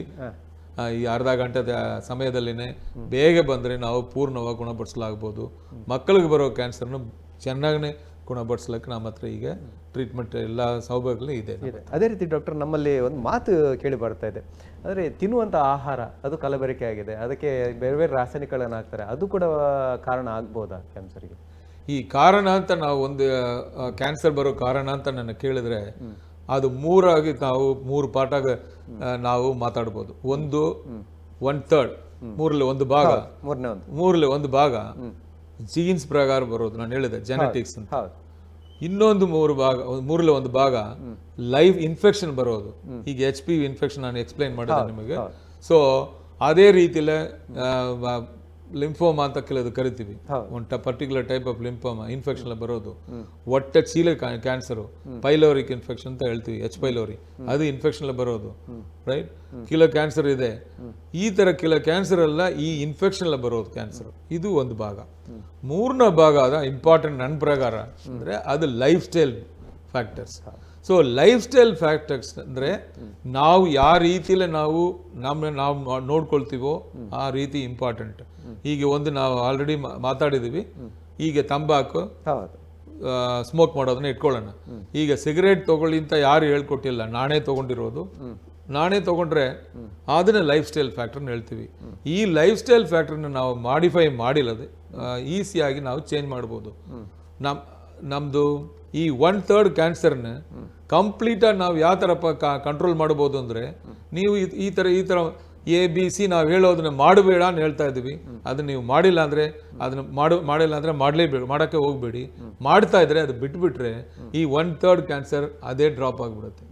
ಅದು ಬೇರೆ ಬೇರೆ ಏನು ಟ್ರೀಟ್ಮೆಂಟೇ ಬೇಕಾಗಿಲ್ಲ. Tobacco chewing or tobacco smoking ಮಾಡ್ತಾ ಇರೋರಿಗೆ, ಸಿಗರೆಟು ಇಲ್ಲ ಬೀಡಿ ಇಲ್ಲ ಏನೋ ತಗೊಳ್ತಾ ಇರೋರಿಗೆ ಅದನ್ನ ನಿಲ್ಲಿಸಿದ್ರೇನೆ ಸಾಕು, ಸ್ಲೋಲಿ ನಾರ್ಮಲೈಸಸ್ ಆಗುತ್ತೆ, ಕ್ಯಾನ್ಸರ್ ಆಗಿಲ್ಲ. ಅದೇ ರೀತಿ ಈಗ ಇತ್ತೀಚಿನ ದಿನಗಳಲ್ಲಿ ಕೇಳಿ ಬರುವಂಥ ಮತ್ತೊಂದು ಮಾತಂದ್ರೆ ವಿಪರೀತವಾದಂಥ ಮೊಬೈಲ್ ಬಳಕೆ ಅಥವಾ ರೇಡಿಯೇಷನ್ಗೆ ಒಳಗಾಗೋದು. ಅದರ ಬಗ್ಗೆ ಕೇಳ್ತೇನೆ. ಅದರ ಜೊತೆಯಲ್ಲಿ ಇನ್ನಷ್ಟು ಮಾಹಿತಿಗಳನ್ನು ತಮ್ಮಿಂದ ಕೇಳಿಕಿದೆ. ಅದರ ಜೊತೆಯಲ್ಲಿ ನೀವು ಕೂಡ ನಿಮ್ಮ ಪ್ರಶ್ನೆಗಳಿಗೆ ಉತ್ತರವನ್ನು ಡಾಕ್ಟರ್ ಅವರಿಂದ ಕಂಡುಕೊಳ್ಬಹುದು. ಅದರ ಪುಟ್ಟ ವಿರಾಮ. ಯೆನೆಪೋಯ ವಿಶ್ವವಿದ್ಯಾನಿಲಯವು ಇಸ್ಲಾಮಿಕ್ ಅಕಾಡೆಮಿ ಎಜುಕೇಷನ್ನ ಪ್ರೋತ್ಸಾಹದಿಂದ ಶ್ರೀ ಯೆನೆಪೋಯ ಮೊಯ್ದೀನ್ ಕುಂಞಿ ಅವರ ಕನಸಿನಂತೆ 2008ರಲ್ಲಿ ದೇರಳಕಟ್ಟೆಯ ಸುಂದರ ಪರಿಸರದಲ್ಲಿ UGC ಮಾನ್ಯತೆಯೊಂದಿಗೆ ಸ್ಥಾಪಿಸಲ್ಪಟ್ಟಿತು. ಯೆನಪೋಯ ಮೆಡಿಕಲ್ ಕಾಲೇಜ್ ಎಂಬಿಬಿಎಸ್ ಶಿಕ್ಷಣವಲ್ಲದೆ ಸ್ನಾತಕೋತ್ತರ ಪದವಿ ಮತ್ತು ಡಿಪ್ಲೊಮಾ ಕೋರ್ಸ್ಗಳನ್ನು ನೀಡುತ್ತಿದೆ. ಸುಸಜ್ಜಿತವಾದ ಯೆನಪೋಯ ಆಸ್ಪತ್ರೆಯಲ್ಲಿ ಅತ್ಯಾಧುನಿಕ ತೀವ್ರ ನಿಗಾ ಘಟಕ, ವೈದ್ಯಕೀಯ ತಪಾಸಣೆ, ಹೊರರೋಗಿ ವಿಭಾಗ ಸಹಿತ ವೈದ್ಯಕೀಯ ಸಂಶೋಧನೆಗಳಿಗೆ ಬೇಕಾದ ಎಲ್ಲ ತಂತ್ರಜ್ಞಾನ ಮತ್ತು ಸೌಲಭ್ಯ ಹೊಂದಿದೆ. ಪರಿಸರ ಪ್ರೇಮಿ ಕ್ಯಾಂಪಸ್, ಅತ್ಯುತ್ತಮ ಗುಣಮಟ್ಟದ ವೈದ್ಯಕೀಯ ಶಿಕ್ಷಣಕ್ಕೆ ಹೆಸರುವಾಸಿ ಯೆನಪೋಯ ವಿಶ್ವವಿದ್ಯಾನಿಲಯ. Yenepoya deemed to be university ಪ್ರಸ್ತುತಪಡಿಸುವಂತಹ ವಿಶೇಷ ನೇರ ಪ್ರಸಾರ ಕಾರ್ಯಕ್ರಮಕ್ಕೆ ಮತ್ತೊಮ್ಮೆ ಸ್ವಾಗತ. ಬಂಧುಗಳೇ, ಒಂದು ವಿಶೇಷ ಅಂದರೆ ಇವತ್ತು ಆ ಯೆನಪೋಯ ಡೀಮ್ಡ್ ವಿಶ್ವವಿದ್ಯಾನಿಲಯದ ಉಪಕುಲಪತಿಗಳೇ ನಮ್ಮೊಂದಿಗೆ ಅತಿಥಿಗಳಾಗಿದ್ದಾರೆ. ಡಾಕ್ಟರ್ ಎಂ ವಿಜಯಕುಮಾರ್ ಅವರು. ವಿಶೇಷವಾಗಿ ಭಾಳಷ್ಟು ಭೀತಿಗೆ ಒಳಗಾಗುವಂಥ ಒಂದು ಕಾಯಿಲೆ ಅಂತ ನಾವು ಏನು ಪರಿಗಣಿಸ್ತೇವೆ, ಕ್ಯಾನ್ಸರ್ ಅಥವಾ ಅರ್ಬುದ ಕಾಯಿಲೆಯ ಬಗ್ಗೆ ವಿಶೇಷವಾದಂತಹ ಚಿಕಿತ್ಸಾ ಘಟಕ ಅಥವಾ ವ್ಯವಸ್ಥೆಯನ್ನು ಅಲ್ಲಿ ಅತ್ಯಾಧುನಿಕ ಮತ್ತು ಸುಸಜ್ಜಿತ ವ್ಯವಸ್ಥೆಯನ್ನು ಯೆನಪೋಯ ಆಸ್ಪತ್ರೆಯಲ್ಲಿ ಕಲ್ಪಿಸಲಾಗಿದೆ. ಇದರ ಬಗ್ಗೆ ವಿಸ್ತೃತ ಮಾಹಿತಿಯನ್ನು ಕೊಡ್ತಾ ಇದ್ದಾರೆ. ಅದೇ ರೀತಿ ನಿಮ್ಮಲ್ಲಿ ಏನಾದರೂ ಪ್ರಶ್ನೆಗಳಿದ್ದಲ್ಲಿ ಅದಕ್ಕೆ ಕೂಡ ಉತ್ತರವನ್ನು ನೇರವಾಗಿ ಕಂಡುಕೊಳ್ಬೋದು. ಕರೆ ಮಾಡಬೇಕಾದಂತಹ ದೂರವಾಣಿ ಸಂಖ್ಯೆಯಲ್ಲಿ ಬರ್ತಾ ಇದೆ 63 62 39 40 10. ಡಾಕ್ಟರ್, ಆಗ ನಾನು ವಿರಾಮಕ್ಕೆ ಹೋಗೋದಕ್ಕಿಂತ ಮೊದಲು ಕೇಳಿದೆ, ಒಂದು ಮಾತಿತ್ತು, ವಿಪರೀತದಂಥ ಮೊಬೈಲ್ ಬಳಕೆ ಇರ್ಬೋದು, ಕಂಪ್ಯೂಟರ್ ಮುಂದೆ ಕೂತ್ಕೊಳ್ಳೋದು, ಕೆಲಸ ಮಾಡೋದು, ರಾತ್ರಿ ಇಡೀ ಲೈಟ್ನ ಮುಂದೆ ಕೆಲಸ ಮಾಡೋದು, ಇದೆಲ್ಲ ಕ್ಯಾನ್ಸರ್ಗೆ ಕಾರಣ ಆಗಬಹುದಾ? ಲೈಟ್ ಮುಂದೆ ಕೂತ್ಕೊಂಡು ಮಾಡೋಕ್ಕೆ ಕ್ಯಾನ್ಸರ್ ಆಗ್ಬೋದು ಅನ್ನೋದಕ್ಕೆ ಉತ್ತರ ನಮ್ಮ ಹತ್ರ ಇಲ್ಲ. ಅಂದರೆ ಇನ್ನು ಸ್ಟಡೀಸ್ ಬಂದಿಲ್ಲ. ಆದರೆ ಕ್ಯುಲೇಟ್ ಸ್ಟಡೀಸ್ ಇದಕ್ಕೆ ಬಂದಿದೆ, ಮೊಬೈಲ್ಗೆ. ಪರ್ಟಿಕ್ಯುಲರ್ಲಿ ಒಂದು ಆಸ್ಟ್ರೇಲಿಯಲ್ಲಿ ಒಂದು ಫಸ್ಟ್ ಸ್ಟಡಿ ಬಂದು ನಿಜವಾಗ್ಲೂ ಅದು ತುಂಬ ಎಲ್ಲರಿಗೂ ಭೀತಿ, ಆಶ್ಚರ್ಯ ಆಯಿತು, ಆಮೇಲೆ ಪ್ರೀತಿ ಆಯಿತು. ಅದೇನು ಹೇಳುತ್ತೆ ಅಂದರೆ, ನೀವು ಎಷ್ಟು ಮಟ್ಟಿಗೆ ಅದು ನೀವು ಮೊಬೈಲ್ನ ನಾವು ಉಪಯೋಗಿಸ್ತೀವೋ ಅಷ್ಟು ಮಟ್ಟಿಗೆ ಅದು ರಿಸ್ಕ್ ಜಾಸ್ತಿ ಅಂತ ಹೇಳುತ್ತೆ. ಆದರೆ ನಾವು ಈಗ ಎಲ್ಲರೂ ಉಪಯೋಗಿಸೋದು ನಿಲ್ಲಿಸ್ತಾರ? ನೀವು ಉಪಯೋಗಿಸ್ತೀರಿ, ನಾವು ಉಪಯೋಗಿಸ್ತೀವಿ, ಅನಿವಾರ್ಯ ಆಗಿದೆ. ಅದಕ್ಕೋಸ್ಕರ ಏನು ಹೇಳ್ತಾ ಇದ್ದಾರೆ ಅಂದರೆ, ಅದಕ್ಕನ್ನು ಅಡ್ವೈಸರಿ ಕೊಟ್ಬಿಟ್ಟಿದ್ದಾರೆ. ಎಷ್ಟು ಮಟ್ಟಿಗೆ ನೀವು ಮಾತಾಡೋದನ್ನ ಕಡಿಮೆ ಮಾಡಬೇಕು ಅಷ್ಟು ಮಟ್ಟಿಗೆ ಮಾತಾಡಿ. ಗಂಟೆಗೆ ಮಾತಾಡೋದು ಬಿಟ್ಟು ನಿಮಿಷನೋ ಅಲ್ಲ ಸೆಕೆಂಡ್ಸ್ ಮಾಡಿ ಅನ್ನೋದು ಫಸ್ಟ್ ಅಡ್ವೈಸ್ ಕೊಟ್ಟಿದ್ದಾರೆ. ಎರಡನೇ ಅಡ್ವೈಸ್ ಮುಖ್ಯವಾದ ಏನಂದ್ರೆ, ಅದನ್ನ ಹತ್ರ ಇಟ್ಕೊಂಡು ಮಾತಾಡಬೇಡಿ. ಎಷ್ಟು ದೂರ ಇಟ್ಕೊಂಡು ಮಾತಾಡೋಕ್ಕಾಗತ್ತೋ ಅಷ್ಟು ಮಾತಾಡಿ. ಕಿವಿ ಹತ್ರ ಇಟ್ಕೊಂಡು ಮಾತಾಡಬಹುದು. ಕಿವಿ ಅಂದ್ರೆ ನಾವು ಬ್ರೈನ್ ಮಾತಾಡ್ತಾ ಇದ್ದೀವಿ, ಬ್ರೈನ್ ಒಳಗಡೆ ಇದೆ. ಸೊ ಅದಕ್ಕೆ ಅಫೆಕ್ಟ್ ಆಗೋ ಚಾನ್ಸಸ್ ಇದೆ. ಸೊ ನೀವು ಕಿವಿ ಹತ್ರ ಇಟ್ಕೊಂಡು ಮಾತಾಡಬಾರ್ದು, ದೂರ ಇಟ್ಕೊಂಡು ಮಾತಾಡಿ. ಒಂದು ಸ್ಪೀಕರ್ ಫೋನ್ಲ ಮಾತಾಡ್ಬೋದು, ಇಲ್ಲ ವಯರ್ಡ್ ಇಲ್ಲ ನಾನ್ ವಯರ್ಡ್ ಇದು ಹಿಯರಿಂಗ್ ಡಿವೈಸ್ ಇಟ್ಕೊಂಡು ಮಾತಾಡ್ಬೋದು. ರಾತ್ರಿಯಲ್ಲಿ ಕೆಲವರು ಆ ಸೆಲ್ ಫೋನ್ ಉಪಯೋಗಿಸ್ತಾರ ಇಲ್ವೋ ಪಕ್ಕನೆ ಇಟ್ಕೊಂಡು ಮಲ್ಕೊಳ್ತಾರೆ. ಅದನ್ನ ಮಾಡಬಾರ್ದು ಅಂತ ಕ್ಲಿಯರ್ ಆಗಿ ಅಡ್ವೈಸರಿ ಕೊಟ್ಟಿದ್ದಾರೆ.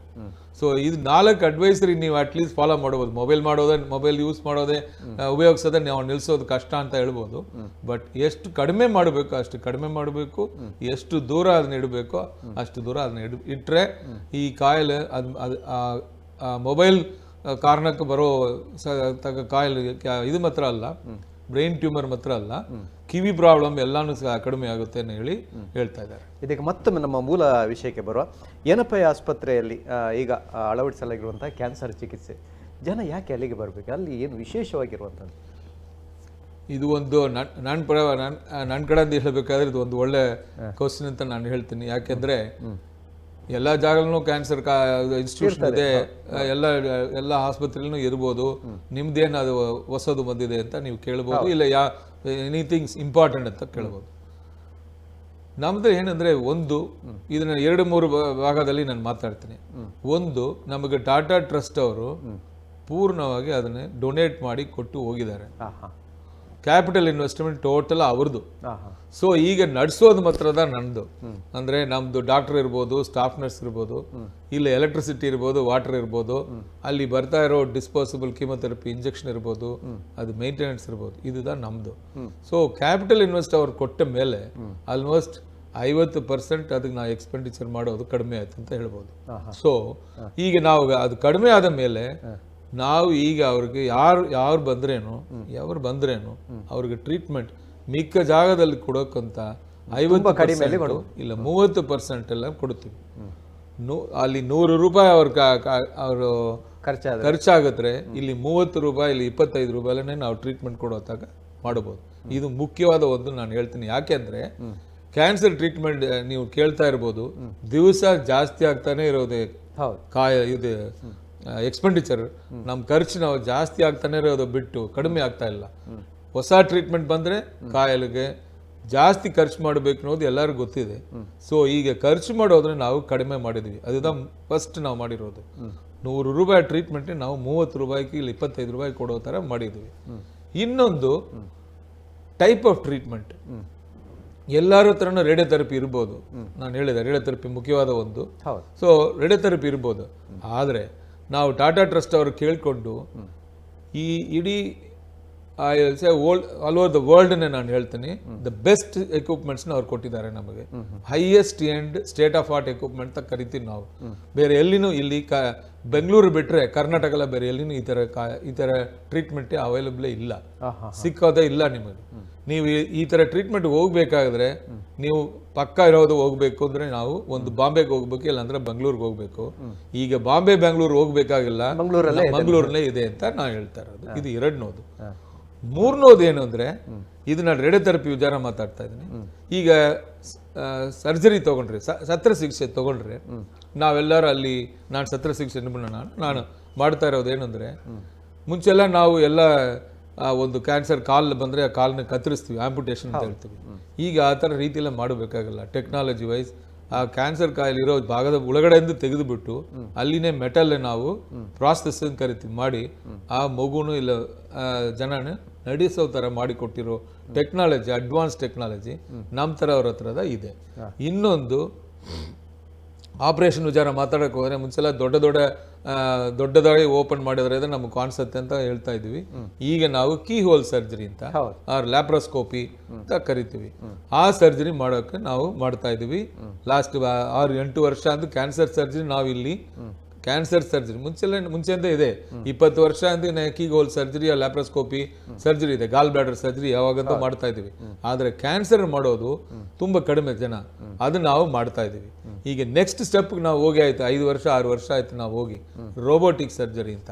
ಸೊ ರೋಬೋಟಿಕ್ ಸರ್ಜರಿನ ನಮ್ಮ ದೇಶದಲ್ಲಿ ಎಲ್ಲರೂ ಮಾಡ್ತಾ ಇಲ್ಲ.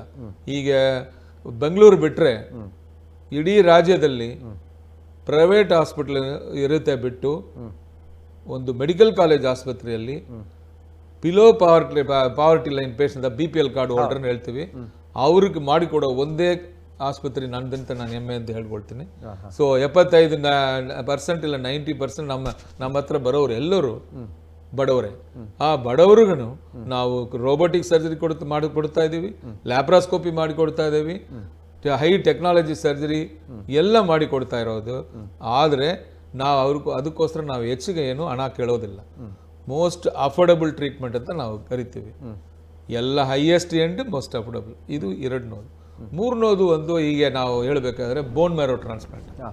ಬೋನ್ ಮ್ಯಾರೋ ಟ್ರಾನ್ಸ್ಪ್ಲಾಂಟ್ ಅಗೇನ್ ಇಲ್ಲಿ ಈ ಭಾಗದಲ್ಲಿ ಅಷ್ಟು ಇಲ್ಲ, ಬೆಂಗಳೂರಲ್ಲಿದೆ ಬಿಟ್ಟು ಬೇರೆ ಎಲ್ಲಿನೂ ಇಲ್ಲ. ಸೊ ಅದನ್ನು ನಾವು ಲಾಸ್ಟ್ 3 ವರ್ಷ ಅಂತ ನಾವು ಮಾಡ್ತಾ ಇರೋದು. ಅದಕ್ಕೋಸ್ಕರ ನಾವು ಸ್ಪೆಷಲಿಸ್ಟ್ ಇಂಗ್ಲೆಂಡ್ ಟ್ರೈನ್ ಆಗಿರೋನು ಕರ್ಕೊಂಡ್ಬಂದು ಈಗ ಎಲ್ಲರಿಗೂ ಮಾಡ್ತಾ ಇದ್ದೀವಿ. ಸೊ ಈ ಥರ ಹೈಯೆಸ್ಟ್ ಎಂಡ್ ಟ್ರೀಟ್ಮೆಂಟ್ ನಾವು ಕೊಡ್ತಾ ಇರೋದು ಒಂದು ಭಾಗ, ಬೇರೆ ಎಲ್ಲಿನೂ ಇಲ್ಲ, ಅದು ಸಿಗ್ತಾ ಇಲ್ಲ. ಇಲ್ಲಿ ಮಂಗಳೂರಲ್ಲಿ ಇಲ್ಲಿ ಸುತ್ತಮುತ್ತ ನೀವು ಒಂದು 100 ಕಿಲೋಮೀಟರ್ಸ್ ರೇಡಿಯಸ್ ತಗೊಂಡ್ರೆ ಎಲ್ಲಿನೂ ಇಲ್ಲ. ಇವನ್ ನಾರ್ತ್ ಕೇರಳ ಎಲ್ಲ ಇರೋರನ್ನ ಅದಕ್ಕೆ ನಮ್ಮ ಹತ್ರ ಬರ್ತಾ ಇದ್ದಾರೆ. ಯಾಕಂದ್ರೆ ಅದು ಇಲ್ಲ, ಈ ಟ್ರೀಟ್ಮೆಂಟ್ ಇಲ್ಲ. ಈ ಟ್ರೀಟ್ಮೆಂಟ್ ಬೇಕು ಅಂತ ನೀವು ನಮಗೆ ಬೇಕೇ ಬೇಕು ಅಂತ ಹೇಳಿದ್ರೆ ನೀವು ಒಂದು ಬಾಂಬೆಗೆ ಹೋಗ್ಬೇಕಿಲ್ಲ ಬೆಂಗಳೂರಿಗೆ ಹೋಗ್ಬೋದು ಹೇಳಿದೆ. ಆದರೆ ಅಲ್ಲಿ ಹೋಗ್ಬೋದು. ಅಲ್ಲಿ ಹೋಗಿದ್ರೇನು ಟ್ರೀಟ್ಮೆಂಟ್ ಅಷ್ಟು ಈಸಿಯಾಗಿ ನಿಮಗೆ ಸಿಕ್ಕೋದಿಲ್ಲ. ಯಾಕಂದ್ರೆ ಲೈನ್ಲೇ ನಿಲ್ಲಬೇಕು. 2ನೋದು ಕಾಸ್ಟ್ಲಿ. ಅಲ್ಲಿ ಇರೋದೆಲ್ಲ ಕಾರ್ಪೊರೇಟ್ ಹಾಸ್ಪಿಟಲ್ ಇದು ಇದೆ. ಕಿದ್ವಾಯಿ ಬಿಟ್ಟರೆ ಬೇರೆ ಯಾವ ಗೌರ್ಮೆಂಟ್ ಆಸ್ಪತ್ರೆನೂ ಇದು ಇಲ್ಲ. ಸೊ ನೀವು ಹೋಗಿದ್ರೆ ಪ್ರೈವೇಟ್ ಸೆಟಪ್ನು ಬೇಕು ನಿಮಗೆ, ಆದರೆ ಒಳ್ಳೆ ಚಿಕಿತ್ಸೆನೂ ಬೇಕು, ಅದು ಅಫೋರ್ಡಬಲ್ ಆಗಬೇಕು ಅಂದರೆ ನೀವು ನಮ್ಮ ಹತ್ರನೇ ಬರಬೇಕು. ಅದೇ ರೀತಿ ಈಗ ಮೂಳೆಯ ಕ್ಯಾನ್ಸರ್, ಬೋನ್ ಕ್ಯಾನ್ಸರ್ ಅಂತ ನಾವು ಹೇಳ್ತೇವೆ, ಅದರ ಲಕ್ಷಣಗಳು ಹೇಗಿರ್ತದೆ ಡಾಕ್ಟರ್?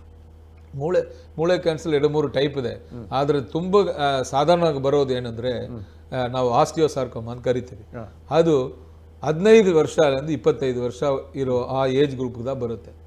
15 ನಾವು ಟೀನ್ಸ್ ಹೇಳ್ತೀವಿ. 15 ವರ್ಷ ಅಂದ 25 ವರ್ಷ ಆ ಏಜ್ ಗ್ರೂಪ್ಲ ಬರುತ್ತೆ. ಮೋಸ್ಟ್ ಆಫ್ ದ ಟೈಮ್ ಯಾವ ಥರ ಆಗುತ್ತೆ ಅಂದರೆ ಸಾಧಾರಣವಾಗಿ ನಾವು ನೋಡೋದೇನೆಂದ್ರೆ ಫಸ್ಟ್ ಆ ಮಗುಗೆ ನೋವು ಅಂತ ಬರುತ್ತೆ, ಮೂಳೆ ಮೇಲೆ ನೋವು ಅಂತ.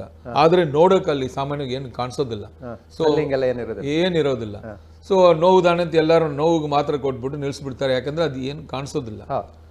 ಆಮೇಲೆ ಸ್ವಲ್ಪ ನೋಡೋಕೆ ಹೋಗಿದ್ರೆ ಅದು ಗಡ್ಡೆ ಕಾಣಿಸುತ್ತೆ. ಅದು ನೋವು ಕಡಿಮೆ ಆಗೋದಿಲ್ಲ ಎಷ್ಟು ಮಾತ್ರ ಕೊಟ್ರೇನು.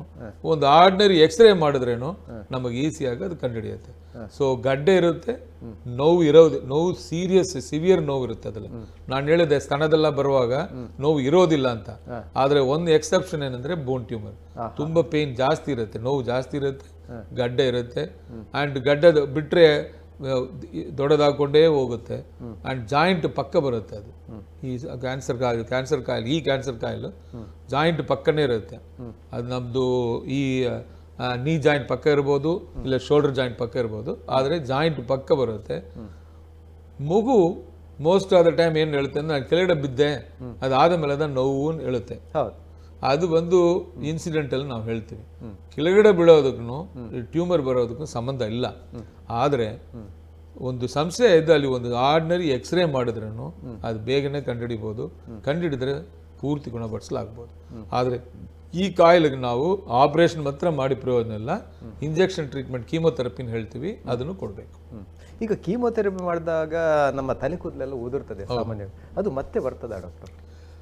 ನಾವು ಕೀಮೋಥೆರಪಿ ಸೈಡ್ ಎಫೆಕ್ಟ್ಸ್ ಕೆಲವೆಲ್ಲ ತುಂಬ ಜಾಸ್ತಿ ಇತ್ತು ಮುಂಚೆಲ್ಲ.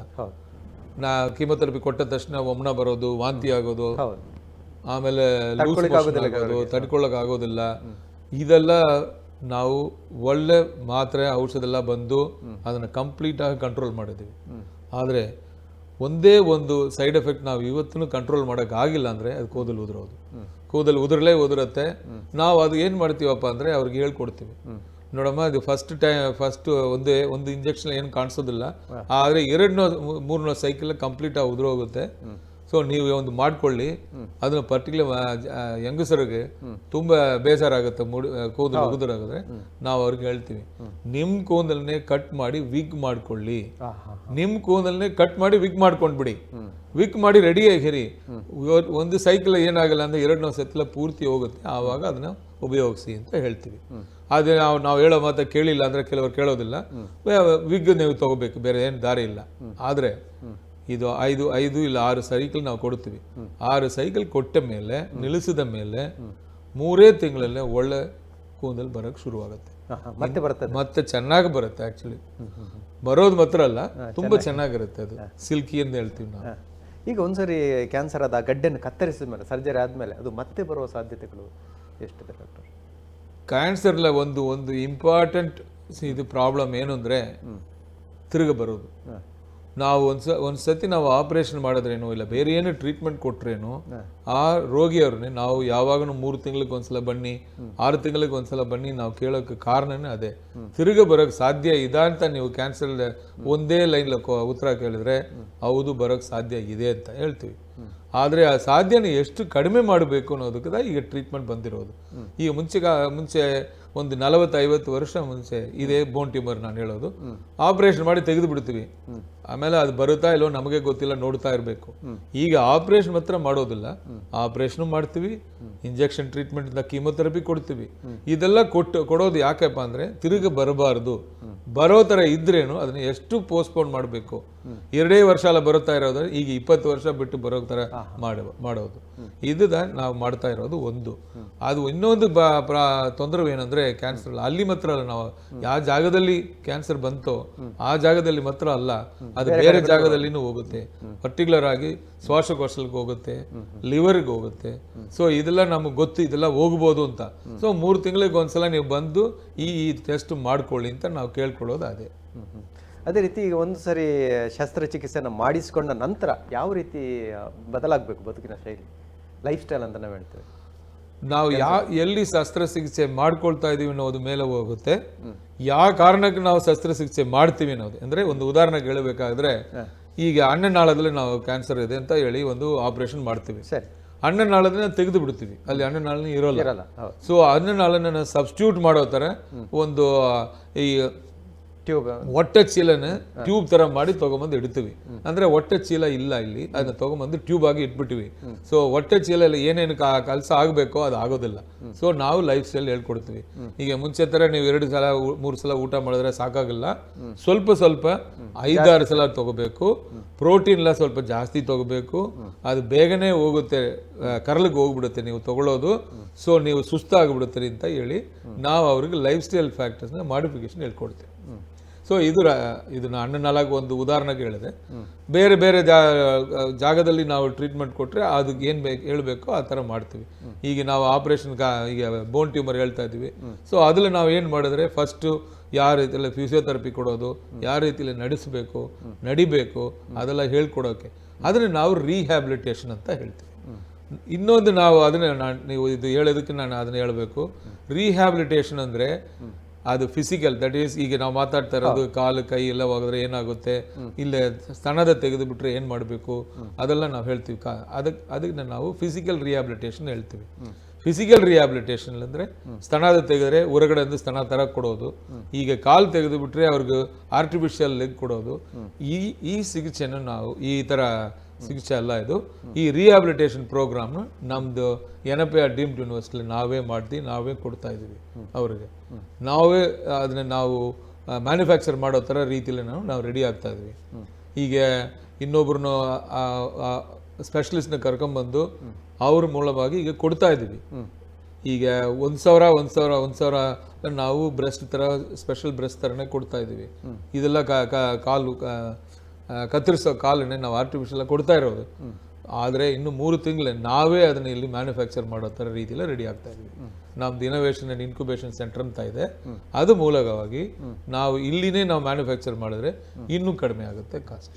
ಅದೇ ರೀತಿ ಕಾರ್ಯಕ್ರಮದ ಕೊನೆಯ ಹಂತಕ್ಕೆ ಬರ್ತದೆ. ವಿಶೇಷವಾಗಿ ಆಂಗ್ಲ ಭಾಷೆಯಲ್ಲಿ ಒಂದು ಮಾತಿದೆ, prevention is better then cure ಅಂತ. ಹಾಗಾಗಿ ಬಹುತೇಕ ಕೆಲವೊಂದು ಕಾಯಿಲೆಗಳನ್ನು ಬರದಾಗೆ ನಾವು ಮುನ್ನೆಚ್ಚರಿಕೆಯನ್ನು ವಹಿಸ್ಕೊಳ್ಬೋದು.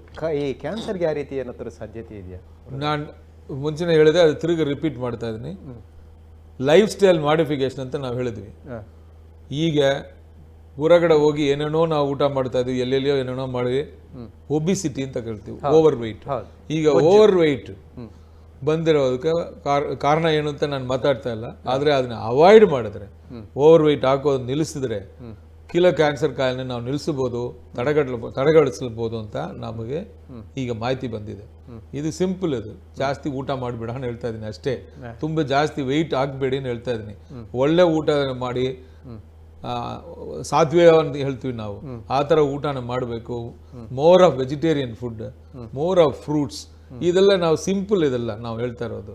ಇದೆಲ್ಲ ಮಾಡಿದ್ರೆ ನಮಗೆ ಕ್ಯಾನ್ಸರ್ ಬರೋ ಚಾನ್ಸಸ್ ಕಡಿಮೆ ಆಗುತ್ತೆ. ಒಂದು ಎರಡನೇದು ಅಗೇನ್ ಇದು ಊಟ ವಿಚಾರ ಮಾತಾಡೋದೆ.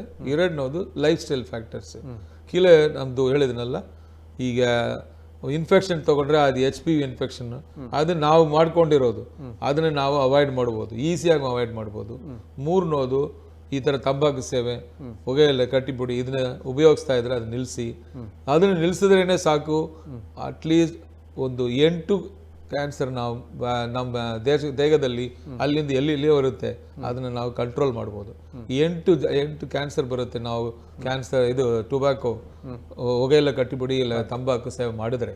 ಸೊ ಅದನ್ನು ನಾವು ಕಟ್ಟುಪಡಿಸುವಾಗ ಕಂಟ್ರೋಲ್ ಮಾಡಿದ್ರೆ ಡೆಫಿನೆಟ್ ಆಗಿ ಇದನ್ನ ಅವಾಯ್ಡ್ ಮಾಡ್ಬೋದು. ಇದು ಬಂದು ನಾನು ಹೇಳ್ತಾ ಇರೋದು ಒಳ್ಳೆ ಫಿಸಿಕಲ್ ಎಕ್ಸಸೈಸ್, ಒಳ್ಳೆ ಊಟ ಆ್ಯಂಡ್ ಒಳ್ಳೆ ಲೈಫ್ ಸ್ಟೈಲ್ ಮಾಡಿಫಿಕೇಶನ್. 4ನೇದು ನಾನು ಹೇಳಿದೆ ಇನ್ಫೆಕ್ಷನ್. 5ನೇದು ನಾವು ಈ ಥರ ರೇಡಿಯೇಷನ್ ಅಲ್ಲಿ ಇಲ್ಲಿ ಹಾಕಿರ್ತಾರೆ, ಅಲ್ಲಿಲ್ಲ ಹೋಗಿ ನಾವು ಎಕ್ಸ್ಪೋಸ್ ಮಾಡೋದು ಬೇಡ ಅಂತ ಹೇಳ್ತೀವಿ. ಆಮೇಲೆ ಎಲ್ಲಿ ರೇಡಿಯೇಷನ್ ಇದೋ ಕೆಲವು ಜಾಗ ಬರೀತಾರೆ, ಇಲ್ಲಿ ಒಂದು ಅಪಾಯ ಇದೆ ಬರಬಾರ್ದಂತ, ಏನು ಆಗಲ್ಲ ಅಂತ ಹೋಗೋದು ನಿಲ್ಲಿಸ್ಬಿಡಿ. 4ನೇದು ಏನಂದ್ರೆ ಇದೆಲ್ಲ ನಮಗೆ ಆಗುತ್ತೋ ಇಲ್ವೋ ನಾವು ಪ್ರಿವೆಂಟ್ ಮಾಡೋದು ಕಷ್ಟ ಅಂತ ಹೇಳಿದ್ರೆ, ನಾನು ಹೇಳಿದೆ 1/3 ಜೆನೆಟಿಕ್ಲ ಬರೋದು ಅಂತ. ಅದನ್ನ ನಾವು ಈಗ ಸದ್ಯಕ್ಕೆ ಪ್ರಿವೆಂಟ್ ಮಾಡೋಕ್ಕಾಗೋದಿಲ್ಲ. ಸೊ ಅದನ್ನ ನಾವು ಬೇಗನೆ ಕಂಡುಹಿಡಿಯಬಹುದು. ಅದಕ್ಕೆ ನೀವು ನಿಮ್ಮನ್ನ ಈ ಟೆಸ್ಟ್ ಎಲ್ಲ ಹೋಗಿ ವರ್ಷಕ್ಕೆ ಒಂದೊಮ್ಮೆ ಹೋಗಿ, ಮಿಕ್ಕ ಮಾಸ್ಟರ್ ಹೆಲ್ತ್ ಚೆಕಪ್ನ ಹೇಳ್ತೀವಿ. ಬ್ಲಡ್ ಶುಗರ್ ಟೆಸ್ಟ್ ಮಾಡ್ಕೊಳ್ತೀರಿ, BP ಚೆಕ್ ಮಾಡ್ಕೊಳ್ತೀರಿ. ಅದೇ ರೀತಿಯಲ್ಲಿ ಕ್ಯಾನ್ಸರ್ಗೂ ಟೆಸ್ಟ್ ಇದೆ. ಆ ಟೆಸ್ಟ್ ನೀವು ಮಾಡ್ಕೊಂಡ್ರೆ ಇದೆಲ್ಲ ನಾವು ತಡೆಗಟ್ಬೋದು, ಇಲ್ಲ ಅಂದ್ರೆ ಬೇಗನೆ ಕಂಡುಹಿಡಿಬಹುದು. ಕೊನೆಯದಾಗಿ ಒಂದು ಪ್ರಶ್ನೆ ಸರ್. ಈಗ ಒತ್ತಡ ಅಂದರೆ BP ಇರ್ಬೋದು ಅಥವಾ ಮಧುಮೇಹ, ಶುಗರ್ ಇರ್ಬೋದು, ಅದು ಬಂದರೆ ನಿರಂತರವಾಗಿ ಮದ್ದು ತಗೊಳ್ತಾನೆ ಇರಬೇಕಾಗ್ತದೆ. ಆದರೆ ಇದಕ್ಕೆ ಏನಾದರೂ ಆ ರೀತಿ ಇದೆಯಾ ನಿರಂತರವಾಗಿ? ಇಲ್ಲ, ಇದಕ್ಕೆ ನೀವು ನಿರಂತರವಾಗಿ ಒಂದು ಮಾತ್ರೆ ಔಷಧ ತಗೊಳ್ತಾನೆ ಇರಬೇಕು ಅನ್ನೋದು ಇಲ್ಲ. ನೀವು ಕರೆಕ್ಟಾಗಿ ಹೇಳಿದ್ರಿ. ಈಗ ಮಧುಮೇಹ, ದಟ್ ಈಸ್ ಡಯಾಬಿಟಿಸ್ ಹೇಳಿದ್ರೆ ಕಂಡಿಡಿದ ಮೇಲೆ ನೀವು ಮಾತ್ರೆ ತಗೋಬಹುದು, ಇಲ್ಲ ಇಂಜೆಕ್ಷನ್ ತಗೋಬಹುದು, ಆದ್ರೆ ತಗೊಳ್ತಾನೆ ಇರ್ಬೇಕು ಲೈಫ್ ಲಾಂಗ್. ಇಲ್ಲಿ ಈ ಕ್ಯಾನ್ಸರ್ ಎಲ್ಲ ಅದಲ್ಲ. ಟ್ರೀಟ್ಮೆಂಟ್ ಎಲ್ಲ ಒಂದ್ಸಲ ಮಾಡಿದ್ರೆ 6 ತಿಂಗಳನ್ನೇ ಟ್ರೀಟ್ಮೆಂಟ್ ಎಲ್ಲ ಮುಗಿಸ್ಬಿಡ್ತೀವಿ ಮೋಸ್ಟ್ಲಿ. 6 ತಿಂಗಳು ಆದ ಮೇಲೆ ಕೆಲವ್ರಿಗೆ ನಾವು ಏನೋ ಒಂದು ಕೆಲ ಟ್ಯಾಬ್ಲೆಟ್ಸ್ ಕೊಡ್ತೀವಿ, 90% ಅದನ್ನು ನಾವು ಕೊಡಲ್ಲ. ಆದ್ರೆ ತಿರುಗಿ ಬರ್ಬೋದು ಅನ್ನೋದು ನಾವು ನಮ್ಮ ಗಮನದಲ್ಲಿ ಇಟ್ಕೊಂಡು ಬಂದು ನಾವು ನೋಡ್ತಾ ಇರಬೇಕು ಅಷ್ಟೇ ಬಿಟ್ಟು ಕಂಟಿನ್ಯೂಸ್ ಟ್ರೀಟ್ಮೆಂಟ್ ಇಲ್ವೇ ಇಲ್ಲ ಕ್ಯಾನ್ಸರ್. ವೀಕ್ಷಕರೇ, ಈ ಒಂದು ಕಾರ್ಯಕ್ರಮವನ್ನು ಮುಗಿಸುವಂತಹ ಸಮಯ ಸನ್ನಿಹಿತ ಆಗ್ತಾ ಇದೆ. Yenepoya deemed to be university ಆ ಒಂದು ಆಸ್ಪತ್ರೆಯಲ್ಲಿ ವಿಶೇಷವಾದಂತಹ ಕ್ಯಾನ್ಸರ್ ಚಿಕಿತ್ಸಾ ಘಟಕ ಇದೀಗ ಆರಂಭವಾಗಿದೆ. ಅದರ ಸದುಪಯೋಗವನ್ನು ಕ್ಯಾನ್ಸರ್ ಪೀಡಿತರು ಅಥವಾ ಆ ಸಮಸ್ಯೆ ಇರೋರು ಪಡ್ಕೊಳ್ಳಿ ಅಂತ ಹೇಳುತ್ತಾ ಈ ಒಂದು ಕಾರ್ಯಕ್ರಮವನ್ನು ವೀಕ್ಷಣೆ ಮಾಡಿದ ತಮಗೆ ವಂದನೆಗಳನ್ನು ಹೇಳುತ್ತಾ ನಿಮ್ಮೆಲ್ಲರ ಪರವಾಗಿ ಇವತ್ತಿನ ಈ ಕಾರ್ಯಕ್ರಮದಲ್ಲಿ ಆಗಮಿಸಿ ಸಾಕಷ್ಟು ಮಾಹಿತಿಗಳನ್ನು ವಿಶೇಷವಾಗಿ ಅರ್ಬುದ ಅಂದರೆ ಕ್ಯಾನ್ಸರ್ ಕಾಯಿಲೆ ಬಗ್ಗೆ ನೀಡಿರುವಂತಹ Yenepoya deemed to be university ಇದರ ಉಪಕುಲಪತಿಗಳು ಆಗಿರುವಂತಹ ಡಾಕ್ಟರ್ ಎಂ ವಿಜಯಕುಮಾರ್ ಅವರಿಗೆ ನಿಮ್ಮೆಲ್ಲರ ಪರವಾಗಿ ನಮ್ಮ ಟಿವಿಯ ಸಮಸ್ತ ವೀಕ್ಷಕ ಬಂಧುಗಳ ಪರವಾಗಿ ಅನಂತ ಕೃತಜ್ಞತೆಗಳನ್ನು ಸಮರ್ಪಿಸ್ತಾ ನಮಸ್ಕಾರ, ಎಲ್ರಿಗೂ ನಮಸ್ಕಾರ.